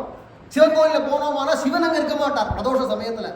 அப்பேற்பட்டதான பிரதோஷ சமயத்தில் தான் நரசிம்மர் தோன்றினாரா இருக்கிறதுனால அந்த நரசிம்மர் அப்படி தோன்றி ஹிரண்யகசிபு வதம் பண்ணாரோ இல்லையோ, உக்ரமான நரசிம்மரா இருக்கார், ஜுவாலா நரசிம்மரா இருக்கார். தேவர்கள் மகரிஷிகள் எல்லாரும் பயந்து நிற்கிறச்சே. ஆனா ஊரே பயந்துருவோம் சிங்கத்தை கண்டா. ஆனா அந்த சிங்கத்தினுடைய குட்டிக்கு சிங்கத்தை கண்டு பயம் இருக்காது. அது நேரம் போய் அது வாழை போய் கடிக்கும். ஹாய் அப்படின்னு சிங்கம் திரும்பிச்சாலும் அங்கே குடும்பம் இந்த பக்கம் ஒரு காதை பிடிச்சி நறுக்குன்னு கடிக்கும். சிங்கத்து மேலேயே ஏறி குடிச்சு விளையாடும். அந்த குட்டிக்கு பயம் கிடையாது, அம்மா கிட்டக்கையோ அப்பா கிட்டக்கையோ. அதை மாதிரி இப்போ நரசிம்மர் கிட்டக்க குழந்தை, நரசிம்மருடைய குழந்தை பிரகலாதன் இல்லையா, அதனால அந்த குழந்தையான பிரகலாதன் அவன் தைரியமா நேரம் வந்து அப்படி நரசிம்மர் கிட்ட கை குச்சின்னு வந்து நிற்கிறான். இவ்வளவு உக்ரமா இருந்ததான நரசிம்மர் இந்த பிரகலாதனை பார்த்ததும் வாரி அடைச்சு தூக்கி மடியில் உட்கார வச்சு தன்னுடைய கையாலேயே அவன் தலையை வருடி கொடுத்து தன்னுடைய ஆனந்த கண்ணீராலேயே அவன் அபிஷேகம் பண்ணி, இந்த பிஞ்சு வயசுல இந்த சின்ன வாயை வச்சுட்டு இவ்வளவு நாளும் சொல்லிட்டேப்பா குழந்தை அப்படின்னு கண்ணீர் விடுறாராம் நரசிம்மர். சுதையா பிளாவிதோ மகானு அப்படிங்கிறார். அந்த கருணையினால அப்படியே நினைக்கப்பட்டு நீராட்டப்பட்டானாம் பிரகலாதன். மடியில பகவானுடைய மடியில உட்காந்து கை குளிச்சுட்டு பகவான் பெரிய ஸ்தோத்திரம் பண்றான். அத்தனை ஸ்தோத்திரத்தையும் கேட்டு நரசிம்மர் கேட்டார், ஆசிரியர் இதெல்லாம் சரி, நீ அவனுக்கு ஏதாவது வரம் வேணும்னு கேட்டுக்கோப்பா, நான் அவனுக்கு வரம் தரேன். பெருமாள் அப்படி கேட்டாரோ இல்லையோ, உடனே பிரகலாதன் சொன்னா, வரம் கேட்கணுமா? வரம் கேட்கறதுல உலகத்திலேயே ரொம்ப கெட்டிக்கார எங்க அப்பன் தான். அவனை மாதிரி கோணம் கோணமா எவனும் யோசிக்க முடியாது. அப்படிலாம் யோசிச்சு வரம் கேட்டான். கடைசியில் என்ன ஆச்சு, நம்ம மடியில போயிட்டான். அதனால என்னடா, நான் வரம் கேட்கிற புத்தியே எனக்கு வரக்கூடாது, அதை வரமா கொடுக்குது கேட்டான். ஏன்னா பகவான் இருக்கானே, அவனுக்கு ஒன்றும் தெரியாத மக்கா என்ன பகவான், ஒன்றும் தெரியாதவன், சர்வஜன். யாருக்கு எது வேணும், எப்போ வேணும், எப்படி தரணும், எதை மாதிரி கொடுத்தா அவளுக்கு நன்மை, அந்த நன்மை நிலைச்சிருக்குமா, எல்லாத்தையும் ஆராய்ஞ்சு அருள் பண்ணக்கூடியவனா இருக்கிறச்சே அந்த பகவானுக்கு எதை தெரியாதானா எப்போ யாருக்கு எதை கொடுக்கணும்னு நம்ம போய் சொல்லி தான் அவன் கொடுக்கணுமாண்ணா. அப்படி இருக்கிறதுனால நம்ம கேட்க வேண்டிய அவசியமே இல்லை, பகவான் கொடுக்கறச்சே கொடுப்பான் அப்படிங்கிறது தெரியுமா இருக்கிறதுனால பிரகலாதன் அழகா சொல்றான், வரம் கேட்கிற புத்தியே எனக்கு வரக்கூடாது, அதை வரனா கொடுத்தான். உடனே நரசிம்மர் சிரிச்சுட்டான். அந்த வர அந்த அந்த சுபாவம் தான் உனக்கு இருக்கேப்பா, இதான் தெரியறது. ஏதாவது கேட்டு உனக்கு ஒன்றும் கொடுக்காம நான் வெறுங்கையோட வெறுங்கையா உன்னை அனுப்ப மாட்டேன், வெறுங்கையோட நான் கிளம்ப மாட்டேன். அதான் உனக்கு ஏதாவது கொடுத்துட்டு தான் கிளம்பணும், கேட்டுக்கோ, ஏதாவது கேளு அப்படின்னா. அப்படியானா என்னுடையதான குருவா இருக்கக்கூடியதான நாரதர், அவர் தான் எனக்கு குரு. இது நாள் வரையிலும் இரண்டிக்கு நோண்டினான். உனக்கு யாரா நாராயண நாம சொல்லி கொடுத்தது, யார் சொன்னா அவனுக்கு குரு, யாருன்னா அது சுவாபாவிகமா வரணும்பா அப்படின்னு முடிச்சுட்டான். விஷ்ணு பக்திங்கிறது தானா வரும்பா, சொல்லி கொடுத்து வரதில்லை அப்படின்ட்டு முடிச்சுட்டான் அப்பா கிட்ட. இப்ப சொல்றான் நரசிம்மர் கிட்ட, ஏன்னா அப்பாட்ட சொன்னா நாரதருக்கு ஆபத்து, வீணா அவட்ட சண்டைக்கு போவான். அதனால குருவை காட்டி கொடுக்க கூடாது இல்லையா, அங்க மறைச்சுட்டான். இங்க யதார்த்தத்தை பகவான் சொல்றான், தஸ்யைவ சரணாம் போஜே நிதேஹி கருணா நிதே நாரதா சத்குருர் மம தம் ஸ்மராம் யத்ய கோவிந்தா மகாந்தம் உபகாரிணம். பெரிய உபகாரி எனக்கு எங்க ஆச்சாரியன் நாரதர். நாரதர் தான் இல்ல, நமக்கு ஒருத்தருக்கும் கிடைக்கிறதான ஆச்சாரியன் யாரோ நம்ம ஆச்சாரியர் தான் மகா உபகாரி. பகவானையும் காட்டி கொடுத்து நம்மளுடைய நிலை என்ன அப்படிங்கிறதையும் காட்டி கொடுத்து பகவான்கிட்ட நம்மளை கொண்டு போய் சேர்த்து அவர்கிட்ட நமக்காக சிபாரிசு பண்ணி சரணாகதி பண்ணி வச்சு நம்மளை ஒரு பொருளாக ஆக்கி, இதோ இருக்கா இந்த ஜீவன், இவன் என் குழந்தை அப்படின்னு பகவான் கண்டு பெருமையாக உகக்கும்படிக்கு நம்மளை உருவாக்கி மெருகேத்தி கொண்டு போய் பகவான் மடியில வைகுண்டத்துல உட்கார வைக்கிற வரையிலும் ஆச்சாரியனுக்கு பொறுப்பு. ஆச்சாரியன்னா ஒரு சாமானியம் இல்லை, அப்பேற்பட்டதான ஒரு ஜீவன் யாரெல்லாம் அவர்கிட்ட சிஷ்யனா வராலோ அத்தனை பேரையும் பகவான்கிட்ட கொண்டு போய் சேர்க்க வேண்டிய பொறுப்பு உடையவர் ஆச்சாரியர். அப்படிங்கிறச்சே அந்த ஆச்சாரியரை மறக்கலாமா? பகவானே மடியில உட்கார வச்சுட்டா கூட அந்த ஆச்சாரியனை தான் நினைக்கிறான் பிரகலாதன். தம் ஸ்மராம்ய கோவிந்தா மகாந்தம் உபகாரிணம். மகாத்மா எங்க ஆச்சாரியர் நாரதர், அவர் பரம உபகாரி. அவரை இப்ப நான் நினைக்கிறேன், அவருடையதான திருவடிகள்ல எனக்கு எப்பவுமே பக்தி இருக்கணும், என் மனசு அவர்கிட்டயே சென்ற சந்தையாக இருக்கணும், அதை எனக்கு வரணா கொடு அப்படின்னு. உடனே பகவானுக்கு என்ன பண்றதுன்னு தெரியல, இப்படி ஒரு குழந்தையா இருக்காங்க, இவ்வளவு குரு பக்தி உள்ளுக்குள்ள இருக்கே, வெளியில பாக்குறதுக்கு தெரியல, உள்ள பார்த்தா இவ்வளவு குரு பக்தி இருக்கு. அப்படிலாம் பார்த்த உடனே சந்தோஷப்பட்டா, அந்த வரனையும் நான் உனக்கு கொடுத்தேன், இன்னொரு வரன் கேளு. நீ எனக்கு கேட்கறதுக்கு ஒன்றும் இல்லை, எதுவும் கேட்க வேண்டியது இல்லை அப்படின்ட்டான். உடனே பகவான் நானே உனக்கு வரம் கொடுக்குறேன்னு சொல்லி எல்லா பக்தர்களுக்கும் நீதான் இனிமே சக்கரவர்த்தி, சக்கரவர்த்திய சிபாலகா, குழந்தையா இருந்தாலும் நீதான் சக்கரவர்த்தி அப்படின்னு பகவான் தானே அவருக்கு பட்டாபிஷேகம் பண்ணி வச்சு ராஜாவாக ஆக்கி, இப்போ உனக்கு வேற ஏதாவது ஒரு வரம் பண்ண திருப்பியும் சொல்றேன் கேட்டுக்கோ அப்படின்னு கேட்ட உடனே இப்போ வரம்னு சொல்லலை, எனக்கு ஒரு ஆசை இருக்கு, அதை வேணா நீங்க நிறைவேற்றுங்க அப்படின்னா. என்ன, நீங்க தனியா இருக்கே, தாயார் மகாலட்சுமி தாயார் கூட இந்த நரசிம்மருடைய உக்ரத்தை பார்த்து ஓடி போயிட்டாலும், இவ்வளோ உக்ரமா இருக்கான்னு பார்த்து நகர்ந்து போயிட்டாலும். அந்த தாயார் இப்போ இங்க வந்து உங்களோட சேர்ந்து இருக்க லக்ஷ்மி நரசிம்மனா காட்சி கொடுக்கணும், அதை நான் சேவிக்கிற பாக்கியம் வேணும் அப்படின்னு உடனே பிரகலாதனை கீழே இறக்கி விட்டு லக்ஷ்மியை கூப்பிட்டு மடியில உட்கார வச்சுட்டு லக்ஷ்மி நரசிம்மனாக எம்பெருமான் காட்சி கொடுக்க கண்ணார கண்டு உளமாற கழிச்சான் பிரகலாதன். பகவான் அவனுக்கு காட்சி கொடுத்துட்டு அவன் திருப்தியார வரைக்கும் காட்சி கொடுத்துட்டு ஜல்லுன்னு மறைஞ்சுட்டார் நரசிம்மர். மறைஞ்சிட்டு எங்க போனார்னா திருப்பதிக்கு வந்துட்டார். அந்த 7 மலைகள்ல ஒரு மலையில வந்து அப்படியே யோக பட்டம் கட்டிண்டு யோகா நரசிம்மனாக அப்படியே தபசு பண்றார். எதுக்கு தபசு பண்றார் அப்படின்னா, லோகத்துல நன்மை ஏற்படணும், எல்லா ஜனங்களுக்கும் எப்பொழுதுமே நன்மைகள்லாம் ஏற்படணும்னு அன்று முதல் இன்று பர்யந்தம் தபசு பண்ணிட்டே இருக்கார் தபசு பண்ணிட்டே இருக்கார். அந்த மலைக்கு தான் இப்ப சிம்ஹாத்ரி அப்படின்னு பேர். நரசிம்மர் வந்து தபசு பண்ற இடம். இன்னைக்கும் நீங்க திருப்பதி போனேடானா உள்ளுக்குள்ள பெருமாளை சேவிச்சுட்டு இப்படி பிரதட்சணமா வந்து உண்டியல்ல போய் காசு போடுவா இல்லையா, அங்க போட அந்த காசெல்லாம் போட்டுட்டு அப்படி மேல வரைச்சே வெளியில வந்தோம்னா நேரம் பாஷ்யக்காரர் சன்னதி அப்படின்னு இருக்கும், ராமானுஜருடைய சன்னதி. அங்க மேல போய் ராமானுஜரை சேவிச்சுட்டு அப்படியே பக்கத்துல பார்த்தோம்னா திருமலை கோளரி அப்படின்னு போட்டு ஒரு நரசிம்மர் யோகா நரசிம்மருடைய சன்னதி அங்க இருக்கும். அந்த நரசிம்மர் தான் தபசு பண்ணிட்டு இருக்கக்கூடியதான யோகா நரசிம்மர், சிம்மாதிரியில தபசு பண்ணக்கூடியவர். அவரை இப்போ அங்க சன்னதியாக இங்க கோவிலேயே இருக்கார், உள்ளே எழுந்தொழி இருக்கார் அந்த நரசிம்மர். இப்படியாக அந்த சிம்மாதிரி அப்படிங்கிறதான மலையினுடையதான வைபவம். அடுத்தது ஆதிசேஷனே இந்த மலையாக இருக்கார் அப்படிங்கிறதுனால சேஷாதிரி அப்படிங்கிறது. ஒரு சமயம் இந்த வாயு தேவன் இருக்காரே, அவருக்கு ரொம்ப கர்வம் வந்துருத்தான். ஏன்னா வாயுக்கு பலம் ஜாஸ்தி, எதையா இருந்தாலும் முடிச்சு போட்டுவிடும். பெரிய பெரிய மரங்கள் அல்ல, மலைகளையே தவிடுபடியாக்கிடும். இவ்வளவு பலம் உண்டு.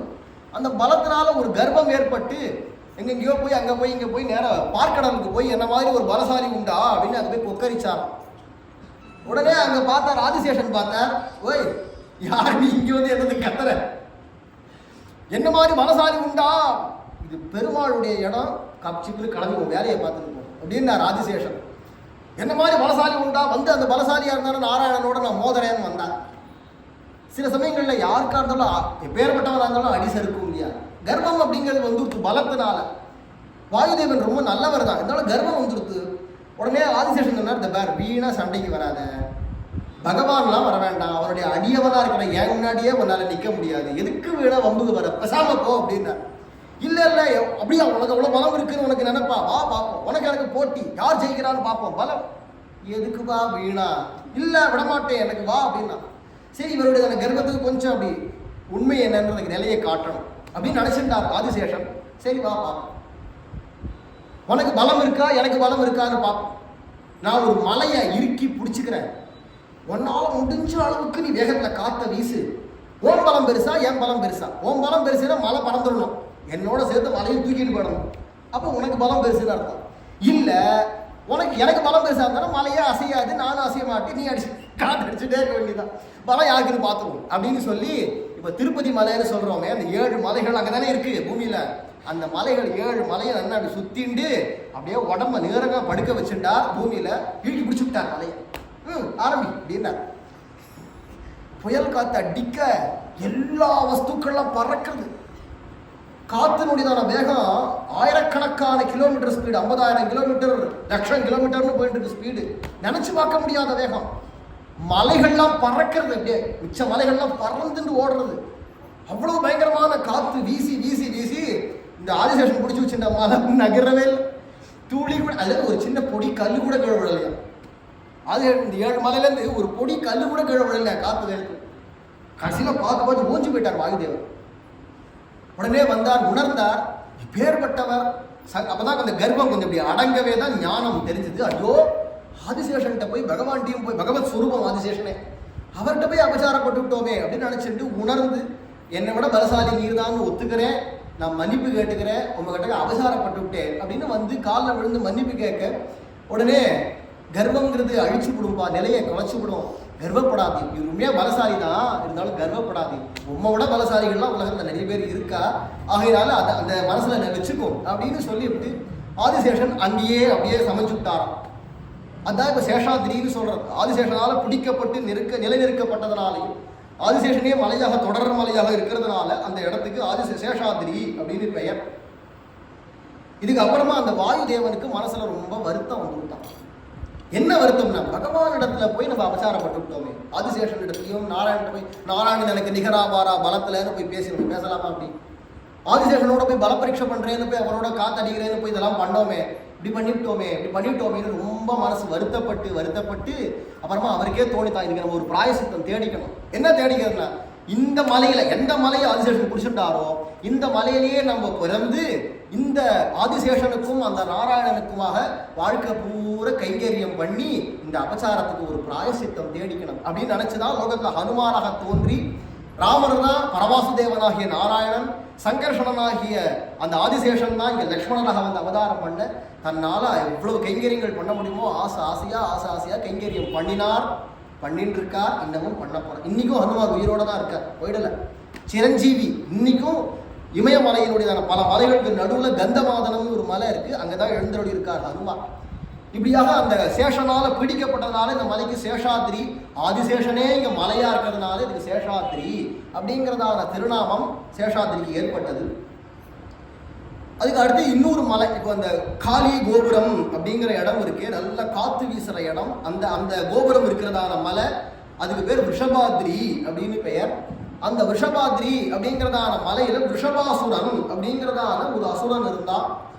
சகார ஹிம்சாம் விஷபாசுரஸ்து தேஷாம் முனீனாம் பகவத் பராணாம் விஷ்ணும் சரண்யம் சரணாம் யுஸ்தே விரோதநாசாய விஷாசுரஸ்ய.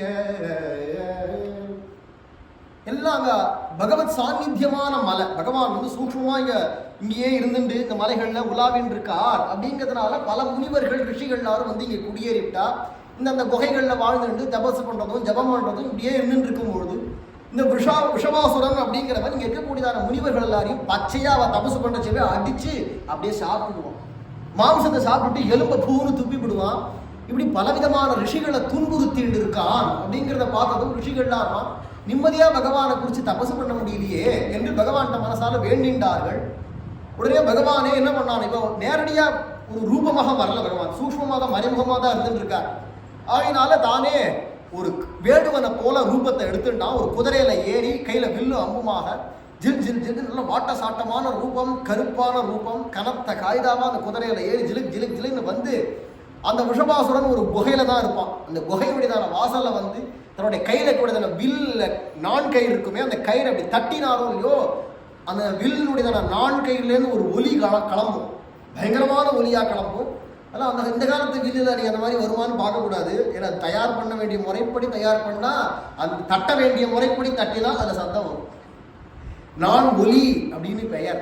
அது இந்த நான் ஒலி அப்படிங்கிறது ரீங்காரம் பயங்கரமா இருக்கும். ரிங் ரிங் ரிங் ரிங் ரிங்னு காதெல்லாம் செவிடாயிடும் சில பேருக்கு.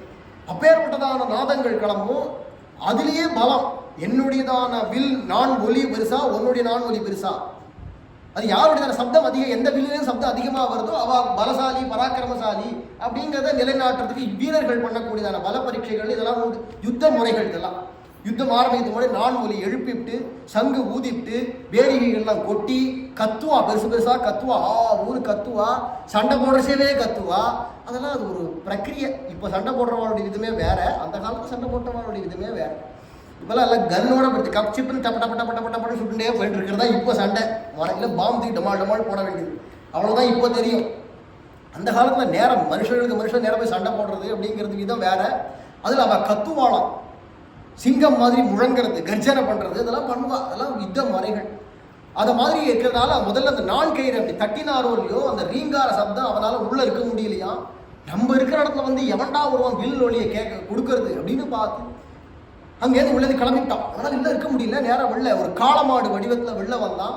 வந்து இப்படி பார்த்தாரோ இல்லையோ யாரோ ஒருத்தர் ஒரு வேடுவ பையன் நல்லா பார்க்கறதுக்கு அழகாக இருக்கா, ஆனால் குதிரை மேலே ஏறி நின்றுட்டு வில்லும் கையுமா நின்றுட்டு யுத்தத்துக்கு வந்து நிற்கிறான். அப்படிங்கிறத பார்த்ததும் ததா முகுந்தஹ சபரேந்திர ரூபம் திவ்யம் கிரஹீத்வா துரகாதிகூடஹ சசார தன்வி வர கட்க திருச்ச குர்வன் மகாத்ரூ மிருகயா விஹாரம். வேட்டையாடுற ஒரு பையனை போல வந்துட்டு யுத்தம் பண்ணுறதுக்கு கூட்ட அறைகுவல் எடுத்தாரோ இல்லையோ பகவான். பெரிய யுத்தம். இவன் என்ன பண்ணுறான், கொம்புனாலேயே மரங்கள் எல்லாத்தையும் குத்துறான். மரங்கள்லாம் புட்டிங்கன்னு கிளம்ப, அவ்வளோ பலம் அவனுக்கு. புட்டிங்கன்னு கிளம்புறது மரங்கள்லாம். நேரம் மரங்களெல்லாம் அந்த நாராயணன் அந்த வந்திருக்கக்கூடிய அந்த வேடுவன் மேலே தூக்கி போடுறான். அங்கேருந்து அந்த வேடுவனோட லகுவை சிரிச்சுட்டே ஒரு அம்பை போடுறான். மரங்கள்லாம் தவிடுபடியா இருக்குது. பாறைகளெல்லாம் தூக்கி போடுறான். பாறைகள்லாம் தவிடுபடியா இருக்குது. இப்படியே பெரிய யுத்தம் பண்ணி கடைசியில் ஒரே அம்பை அந்த விஷபாசுரனை பார்த்து விட்டாரோ இல்லையோ நேரம் அவன் மார்பில் குத்திட்டு கால வடிவத்தில் ரூபத்தை மாற்றின்னு வந்திருந்தான். உருவத்தை மாற்றின்னு வந்திருந்தான். இப்போ என்ன சொல்றேன்னா அடிபட்டு கீழே வச்சு நிஜமான ரூபத்தில் விழ உடனே பகவான அந்த அம்பு பகவானுடைய அம்பு நெஞ்சில் குத்தினதுமே இவனுக்கு இருந்ததான அஜ்ஞானம் நீங்கி ஞானம் வந்துருத்தான். இப்படி ஞானம் வந்துட்டதுனால உடனே பகவானை குறித்து ஸ்தோத்திரம் பண்றான். மாதுரியதா சிக்ஷண வர்பனானாம் க்ஷேமாய வை தேவததாசுராணாம் त्वया கிருதம் சிக்ஷணம் அப்யமோகம் பத்ரம் ததாத்யேவ தயா சமுத்ரா. அம்ப வச்சு அடிச்சு என்னை நீ சாகர அளவுக்கு கீழே தள்ளிவிட்டான் அந்த வேடுவன். அவனை பார்த்தவனே புரிஞ்சு விட்டான். இப்போ கீழே விழுந்தவனே ஞானம் வந்ததோ இல்லையோ புரிஞ்சுட்டு நீர் தான் பகவான் புரிஞ்சுட்டே இந்த மாதிரி எங்களை மாதிரி இருக்கக்கூடியதான துஷ்டர்களான அசுரர்கள் எல்லாரையும் நீர் அடிக்கிறீர் அப்படிங்கிறதோ வதம் பண்றீர் அப்படிங்கிறதோ இது வந்து ஒரு சிக்ஷை, பாடம் கற்பிக்கிறது தான். என்ன பாடம்னா, ஒரு குழந்தை ரொம்ப விஷமம் பண்ணிட்டே இருந்ததானா அந்த அம்மா என்ன பண்ணுவா, படிச்சுன்னு ஒரு அடி விடுவா. எதுக்கு அடிக்கிறானா, அந்த குழந்தைகிட்ட வெறுப்பு, அதை அப்படியே சித்திரவதை பண்ணிடணும் அப்படிங்கிற நினைப்பு கிடையாது. அது திருத்தணுங்கிற எண்ணம். அப்படி இருக்கிறதுனால 4 சாத்தியாவது அதை ஒழுங்குமுறைக்கு கொண்டு வரணும் அப்படின்னு எப்படி ஒரு அம்மா நினைப்பாளோ, அந்த அடி அந்த கோபத்திலையும் எப்படி அந்த அம்மாவுடையதான அன்பும் கருணையும் பாசமும் இருக்குமோ, அதை மாதிரி பிரபோ நாராயணா நீர் இப்படி அசுரால் எல்லாரையும் வதம் பண்றீர், அத்தனை பேருக்கு நாசம் பண்றீர் அப்படிங்கிறது இருந்தாலும் அதுலேயும் அவளுக்கு ஒரு நல்ல ஒரு பாடத்தை புகட்டும் பொருட்டு நீர் பண்றதுனால அதுல மறைஞ்சிருக்கக்கூடியதான அந்த கருணையும் தயையும் என் கண்ணுக்கு இப்போ தெரியறது அப்படின்னு சொல்லி எனக்கு பரம அனுகிரகம் பண்ணி மோட்சம் தரணும் அப்படின்னு பிரார்த்தனை பண்ணிட்டானா. உடனே பகவான் சொல்றான், அந்த பகவான் அழகா சொல்றான், கவலைப்படாதப்பா ஹே ரிஷபாசுரா, உன்னுடையதான உயிர் போற சமயத்துல இப்ப என்னுடையதான தரிசனம் கிடைச்சதுனால உனக்கு முக்தி தான் கிடைக்கும். தேகாவசானே மம சந்நிதானே ஞானம் தவாபூத் கிருபயா மமைவ மகாத்மேதது கருதைத்யவர்யா கிரீடாச்சலசைவ மமாகஹர்புஹு. இப்பேற்பட்ட ஞானம் உயிர் போற சமயத்துல உனக்கு வந்திருக்கு பத்தியா? ஏன் அப்படின்னா அது இந்த மலையினுடையதான பெருமைப்பா அப்படிங்கிறாரா பெருமை. ஏன்னா இந்த மலையில நீ வாசம் பண்ணின இல்லையா இத்தனை காலமா, அதனுடையதான பலனாக உயிர் போற சமயத்துல உனக்கு ஞானம் வந்துருத்து. ஆகையினால இனிமே என்னடா உன்னுடைய பெயர்லயே இந்த மலை பேரோட விளங்கும். விஷபாத்ரி அப்படிங்கிற பெயர்ல விஷபாசுரனாலேயே இந்த மலைக்கு விஷபாத்ரி அப்படிங்கிறதான பெயர் உலகத்துல நிலைச்சு இருக்கும்படிக்கு ஒரு வரனை கொடுக்கிறேன் அப்படின்னு சொல்ல, பகவான் பார்த்துன்னு இருக்கிறச்சேவே பகவானுக்கு எதிர்க்கையே அவனுடைய பிராணன் சரீரத்தை விட்டு விலகி பகவானுடைய சரணத்தை அடைஞ்சான் அப்படின்னு விஷபாசுரனுடையதான சரித்திரம். அது முதற்கொண்டு அந்த மலைக்கு விஷபாத்ரி அப்படிங்கிறதான பெயர் ஏற்பட்டது. இதே மாதிரி இப்போ திருப்பதியில பெருமாள் கோவில் இருக்கு இல்லையா, 7 மலைக்கு மேல, அந்த மலைக்கு தான் பேர் நாராயணாத்ரி அப்படின்னு பெயர். ஸ்ரீனிவாச பெருமாளோட சன்னதி இருக்கக்கூடியதான மலைக்கு பேர் நாராயணாத்ரி. அந்த மலையில நாராயண முனிவர் அப்படிங்கிறதான ஒரு முனிவர் தெற்குல திருநெல்வேலி பக்கத்துல இருந்து கிளம்பி போனவர் அங்க போய் பகவானை பிரத்யட்சமா பார்க்கணும் அப்படின்னு கடுமையா தபசு பண்றார். அவர் விகனச முனிவருடையதான பரம்பரையை சார்ந்ததான வைகானச விப்ரவர்யர் நாராயண முனிவர் அப்படின்னு பெயர். அவர் கடுமையான தபசு பண்றச்சு அவருக்கு எதிர்க்க பகவான் தோன்றினானாம். நாராயணஹா சங்க சுதர்சனாபியாம் அலங்கிருதா கௌஸ்துபகந்தரஸ்ச வரப்ரதः கட்யபலம் விஹஸ்தோ ததௌ பராத்மா நிஜ தர்சனம் ச தம் ஸ்ரீனிவாசம் ஜகதேகநாதம் துஷ்டாவ பக்த்யா புலகீகிருதாங்கஹ. ஏந்திர 2 கரங்கள் சங்கு சக்கரங்களும் ஒரு இடது கையை தன்னுடைய முழந்தாளை அணைச்சு கொண்டு வலது கையால் தான் திருவடியை காட்டுற கோலத்தில் எம்பெருமான் மார்பில் வழங்கக்கூடியதான ஸ்ரீவத்சங்கிற மச்சம் கௌஸ்துவங்கிறதான பூஷணம் பலவிதமான நகைகளோட பகவான் அப்படி காட்சி கொடுத்தானோ இல்லையோ, அவருடைய தபசு கலைஞ்சு பகவான திருவடியிலேருந்து திருமுடி வரைக்கும் கண்டு கழிச்சு உடம்பெல்லாம் மேனி சிலிர்க்க கண்கள்லேருந்து ஆனந்த கண்ணீர் பொங்க அந்த நாராயண முனிவர் ஸ்தோத்திரம் பண்றார். அவருக்கு ஆசை என்னன்னா பெருமாளை பூஜை பண்ணணும்னு ஆசை இந்த நாராயண முனிவருக்கு. ஆனா இப்ப இவருக்கு ஞானம் இருக்கிறதுனால எப்படி பூஜை பண்ணணும்னு ஞானம் இருக்கக்கூடாது, ஆனா ஞானம் வேணும். பூஜை பண்றதுக்கு ஞானம் வேணும், ஆனா ஞானம் இருக்கக்கூடாது. என்ன அர்த்தம்னா தேவையான அளவு ஞானம் இருக்கணும். பகவான் அப்படிங்கிறது தெரியணும், அவனுடைய மதிப்பு புரியணும். அதுக்காக பெருமாளை பத்தி ஒண்ணுமே தெரிஞ்சுக்காம அவமரியாதையா பூஜை பண்ணக்கூடாது. ஞானம் வேணும், ஆனா அந்த ஞானம் அளவோட இருக்கணும். அளவுக்கு மிஞ்சி போயிடுதுன்னா என்ன பண்ணான்னா இந்த நிலைமையில தான் இவர் ஸ்தோத்திரம் பண்றாரு பாருங்க, இந்த நிலைமைக்கு தான். ஏன்டானா இப்ப இவருக்கு ஞானம் அதிகமா போயிடுதான். அன்பு ஞானம் ரெண்டும் கலந்து இருக்கணும், அப்பதான் ஒழுங்கா பூஜை பண்ண முடியும். அன்பு போயிடுத்து ஞானம் மட்டும் இருந்தாலும் பூஜை பண்ண முடியாது, இல்ல வெறும்னா அன்பு மட்டும் இருந்ததுனாலும் அதிக பிரேம தாங்காரணம்ன்ற மாதிரியும் போயிடும். அதனால எல்லாம் அதாவது அந்த அளவுல இருந்தால் தான் ஒழுங்கான பூஜைகள்லாம் பண்ண முடியும் அப்படிங்கிறச்சு இவருக்கு என்னடானா ஞானம் அதிகரிச்சு போச்சு. இப்ப என்ன பண்றாருன்னா, நீர் எப்பேற்பட்டவர், உமக்கு நான் எப்படி பூஜை பண்றது அப்படின்னு ஆரம்பிச்சு விட்டார். சுராசுராணாம் அபி துர்லபம் த்வாம் பஷ்யாமி தேவம் புரதோபமைவம் அஹோ கிருதார்த்தோஸ்மி ரமா நிவாசா கதம் கரிஷ்யாமி சமர்ச்சனம் தே. எல்லா தேவர்களுக்கோ முனிவர்களுக்கோ யாரா இருந்தாலும் யாராலையும் சுலபமா பார்க்க முடியாது, அவளுக்கெல்லாம் கிடைக்க மாட்டான்னு இருக்கக்கூடியதான பகவானாகிய நீர் அவள் கூட பார்க்க முடியாதுன்னு இருக்கக்கூடியதான பகவான். ஆனா இப்ப இந்த கண்ணை கொண்டு நான் பார்க்கிறேனே, இது என்ன சொப்பனமா நிஜமா? கிள்ளி பார்த்துக்கிறாரு. இல்ல வலிக்கிறது சொப்பனம் இல்லை, நிஜம்தான். என்ன நான் கூட இந்த ஊனக்கண்ணார் கூட பார்க்கிறேனே எனக்கு கிடைச்சுடுத்தே அப்படிங்கிறார். என் ஜென்மா சபலமாச்சு.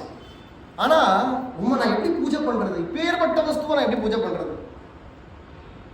இப்படி பூஜை பண்ணுறதுன்னா முதல்ல தியானம் பண்ணி சங்கல்பம் பண்ணி தியானம் பண்ணி நேரம் போக வேண்டியதானே, பூஜை ஆரம்பிக்க வேண்டியதானே. என்ன அவர் சொல்றாரா, சங்கல்பஹேதும் மனசோப்யதீதம் தியாயாம்யஹம் த்வாம் கதமாதி தேவா. ஒவ்வொரு எண்ணங்களும் மனசுலேருந்து வரணுமானா அதுக்கு அடிப்படையா காரணமாக இருக்கக்கூடியவன் தியோ யோன பிரச்சோதயாதுன்னு அறிவை தூண்டின்றே இருக்கக்கூடியவன் அந்த நாராயணன். எண்ணங்களுக்கே காரணமா இருக்கக்கூடியதான நாராயணன் நான் எப்படி சங்கல்பிச்சுக்கிறது, இவருக்கு நான் பூஜை பண்ண போறேன் அப்படின்னு நான் எப்படி சங்கல்பிக்கிறது?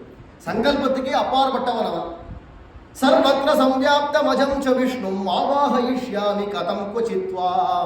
எல்லா இடத்திலையும் உள் உரைபவனாக பகவான் இருக்கான். அந்தர் பகிஷ்ட தத் சர்வம் வியாபிய நாராயணஸ்திதா. உடல் மிசை உயிரென கரந்தெங்கும் பரந்துளம். உடம்புக்குள்ளுக்குள்ள உயிர் அப்படிங்கிறது எப்படி இருக்கோ, பிரியாம உள்ளுக்குள்ளேயே இருக்கோ, அது மாதிரி ஒவ்வொரு அணுக்குள்ளுக்குள்ளேயும் பகவான் இருக்கான். ஒவ்வொரு அணுக்குள்ளுக்குள்ளேயும் பரமாணுக்குள்ளுக்குள்ளேயும் பகவான் தான் இருக்கான். அப்படின்னும் பொழுது அப்படி இருக்க எல்லா இடத்துலையும் இருக்கக்கூடியதான பகவானை எப்படி ஒரு இடத்துல நான் ஆவாகனம் பண்றது? பூஜைனாலே அந்த அச்சாரூபத்திலையோ இல்லை இந்த போட்டோலையோ ஆவாக யாமி அப்படின்னு ஆவாகனம் பண்ணணுமே. எப்படி நான் ஆவாகனம் பண்ணுவேன்? ஏன்னா ஆவாகனம் பண்றதுக்கு நான் போடுற அக்ஷதையோ புஷ்பமோ எதுவோ அதுக்குள்ளுக்குள்ளேயும் நாராயணன் தான் இருக்கார். அந்த போட்டோவோ இல்லை விக்கிரகமோ என்ன இருக்கோ அதுக்குள்ளுக்குள்ளேயும் நாராயணன் தான் இருக்கார். போடுற நானும் எங்களுக்கும் நாராயணன் தான் இருக்கார். போடுறதுங்கிற செயல்லையும் நாராயணனா தான் இருக்கார். அப்ப எல்லாமே நாராயணனை, எந்த நாராயணனை எடுத்து எந்த நாராயணனாகிய நான் எந்த நாராயணனாகிய இடத்துல எங்க கொண்டு போய் சேர்க்கறது? அப்ப நான் எப்படி ஆவாகனம் பண்ணுவேன்னு தெரியலையே எனக்கு. ஞானம் அதிகமா போயிட்டு அதனால அப்படி சொல்றார். நமப்புரஸ்தாத் ஆகாச ரூபஸ்ய திகம்பரஸ்ய வஸ்திரம் கதம் தேபி சதாரயாமி. அப்புறமா திருமஞ்சனங்கள்லாம் முடிச்சு பூஜைகள்ல பெருமாள் வஸ்திரம் சாத்தனமே, நான் திவ்ய வஸ்திரம் தாரயாமி அப்படின்னு எங்க தாரணம் பண்றது பெருமாளுக்கு? ஏன்னா அவருக்கு திக்குகளே வஸ்திரமா இருக்கு. அவரோட பெரிய ரூபத்துக்கு திசைகள் எல்லாமே அவருக்கு வஸ்திரமாக இருக்கு. அதனால திகம்பரன் அவருக்கு பேரு. திக்குகளே அம்பரம்னு வேஷ்டின்னு அர்த்தம். அம்பரங்களே அவருக்கு வஸ்திரமா இருக்குங்க. அவ்வளோ பெரியதான பகவானுக்கு நான் இங்கேருந்து எந்த வஸ்திரத்தை சாத்துறது? பிரகிருத்திய லிப்தஸ்ய தவாபி கந்தம் கதம் பிரலிம்பாமி ச சர்வகந்தஹ திவ்யகந்தாம் தாரயாமி அப்படின்னு எந்த சந்தனத்தை கொண்டு போய் அவர்கிட்ட பூசணும். அந்த சந்தனம் அவர் மார்பில் ஈஷிக்கணும், ஒட்டிக்கணும். எதிலுமே ஒட்ட மாட்டார் அவர். எதிலையுமே ஒட்ட மாட்டான். தோய்விலன் புலனைந்துக்கும் சொல்லப்படான் உணர்வின் மூர்த்தி அப்படிங்கிறார் நம்மாழ்வார். யாவையும் எவரும் தானாய் அப்படிங்கிறார். அவரவர் சமயம் தோறும் தோய்விலன் எல்லாமா இருக்கார். அந்தந்த சமயங்கள் என்னென்ன இருக்கோ எல்லாமும் இவரே தான் இருக்கார். ஆனா எதிலையும் இவர் ஒட்டுறது கிடையாது. எல்லாத்துலேயும் தனிப்பட்டவனாக தான் தனியாக தான் ஒருவனாகிலும் தன் அடியார்க்கு இனியன்கிறார். தான் தனிப்பட்டவனாக தனித்தே இருக்கக்கூடியவர், எதிலையும் ஒட்டுறது கிடையாதுன்னு இருக்கிற பகவான்.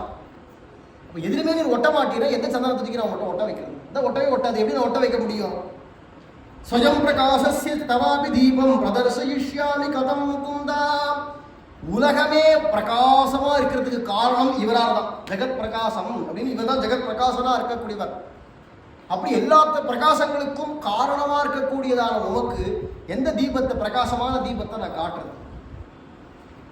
எல்லா உலகங்களையே சம்ஹாரத்தை பழைய காலத்துல எல்லாத்தையும் முழுங்கக்கூடியதான உமக்கு என்ன நான் நைவேத்தியம் படைக்கிறது? இவ்வளவு உண்டு பொங்கலை படைச்ச நீ 10 படியே பொங்கலை பண்ண, அவர் வயிற்றுக்கு இது 10 படிங்கிறது ஏமாத்திரம்.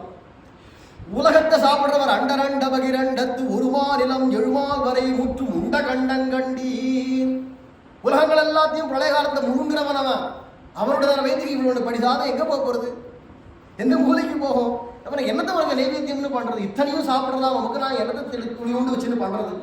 தஸ்மாத் சிருஜ்யா கில சாதனானி மௌனேன திஷ்டாமி சதா நிரீஹா. உன்னை சேவிக்கணும்னா கூட நான் எப்படி சேவிக்கிறதுன்னு தெரியல. விழுந்து நமஸ்காரம் பண்ணணும், விழுந்து வணங்கணும், நான் எப்படி வணங்குறதுன்னு தெரியல. ஏன்னா முன்னியும் நீதான் இருக்க, பெண்ணியும் நீதான் இருக்கு, இந்த பக்கமும் நீதான் இருக்க, அந்த பக்கமும் நீதான் இருக்க, அக்ரதா விஷ்ணுதா செய்வ பார்சதஸ்ட மகாபலம்னு எங்க பார்த்தாலும் பூர்ணமா நீதான் இருக்க சர்வத்தனக்கு. சரி, எந்த பக்கம் காலை நீட்டி எந்த பக்கம் தலையை வச்சு சேவிக்கிறது? ஞானம் முத்திருத்துன்னு இப்படிதான் பேச்சு வரும்.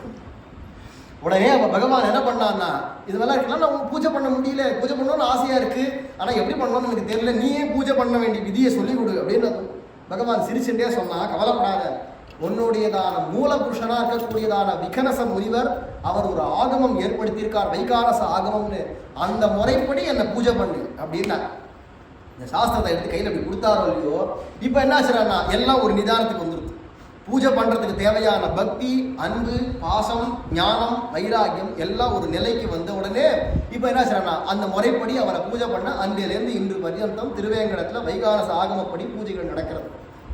இப்படியாக அந்த நாராயண முனிவருக்கு அனுகிரகம் பண்ணி அவர் ஜென்மா பூரா பகவான் அங்கே ஆராதிச்சுட்டு கடைசியில் பகவானுடைய சரணமாக வைகுண்டத்தை அடைஞ்சார். அது முதற்கொண்டு அந்த மலைக்கு அவர் பேராலேயே நாராயணாத்ரி அப்படிங்கிறதான பெயர். ஒவ்வொரு மலைகளுக்கும் ஒவ்வொரு அழகான காரணங்களோட பகவான் அவரை சொல்றார், நீ பக்தியினோட எதை சமர்ப்பிச்சாலும் நான் ஏற்றுப்பேன். பத்திரஞ்ச புஷ்பஞ்ச பலம் ச தோயம்.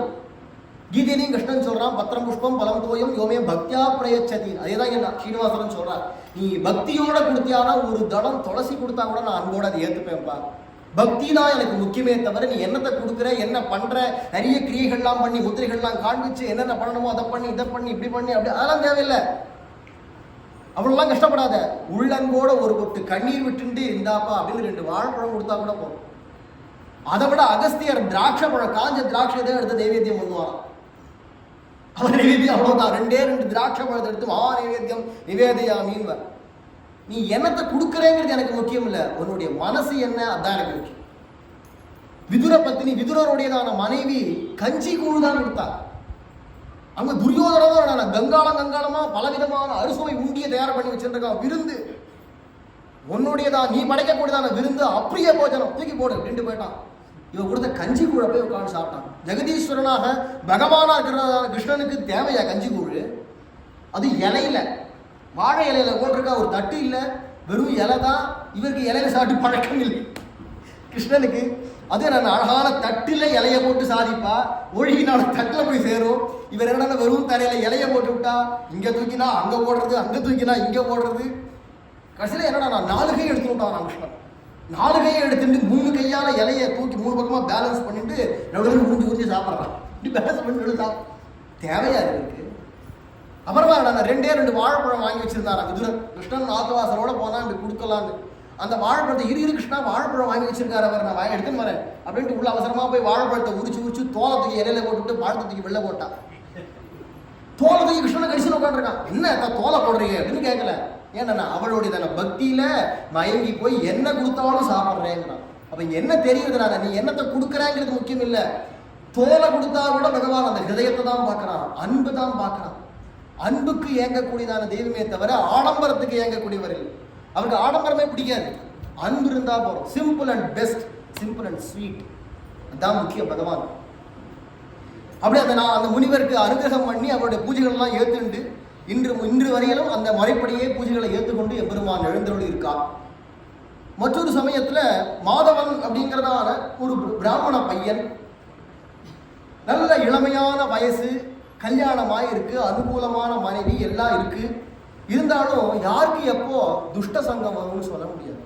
எப்பேற்பட்டவனா இருந்தாலும் இந்த கெட்டவாளுடையதான சகவாசம் எப்போ வரும் தெரியும். ஜாகிரதையா துஷ்ட சங்கம் இல்லாம இருக்கணுமேனு பகவான்கிட்ட வேண்டிக்கணும்.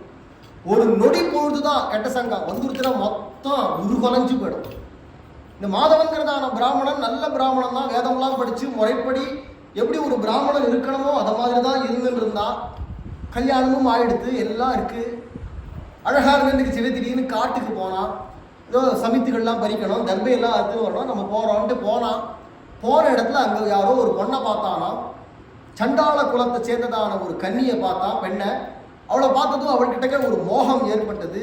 அவளை மனைவியாக அடையணும் அப்படின்னு அவ பின்னாடியே சுற்றி கடைசியில் அவரோட நான் தர்மத்தை சொல்கிறேன், அது மாதிரிலாம் நீங்கள் வரக்கூடாது, அதனால நீங்கள் என்கிட்ட வராதிங்க, போங்கோ போங்கோ அப்படின்னு தர்மத்தை சொல்லியும் எடுத்து எவ்வளவோ சொல்லி பார்க்குறா. அவளை பலவந்தமாக கெடுத்துட்டான்.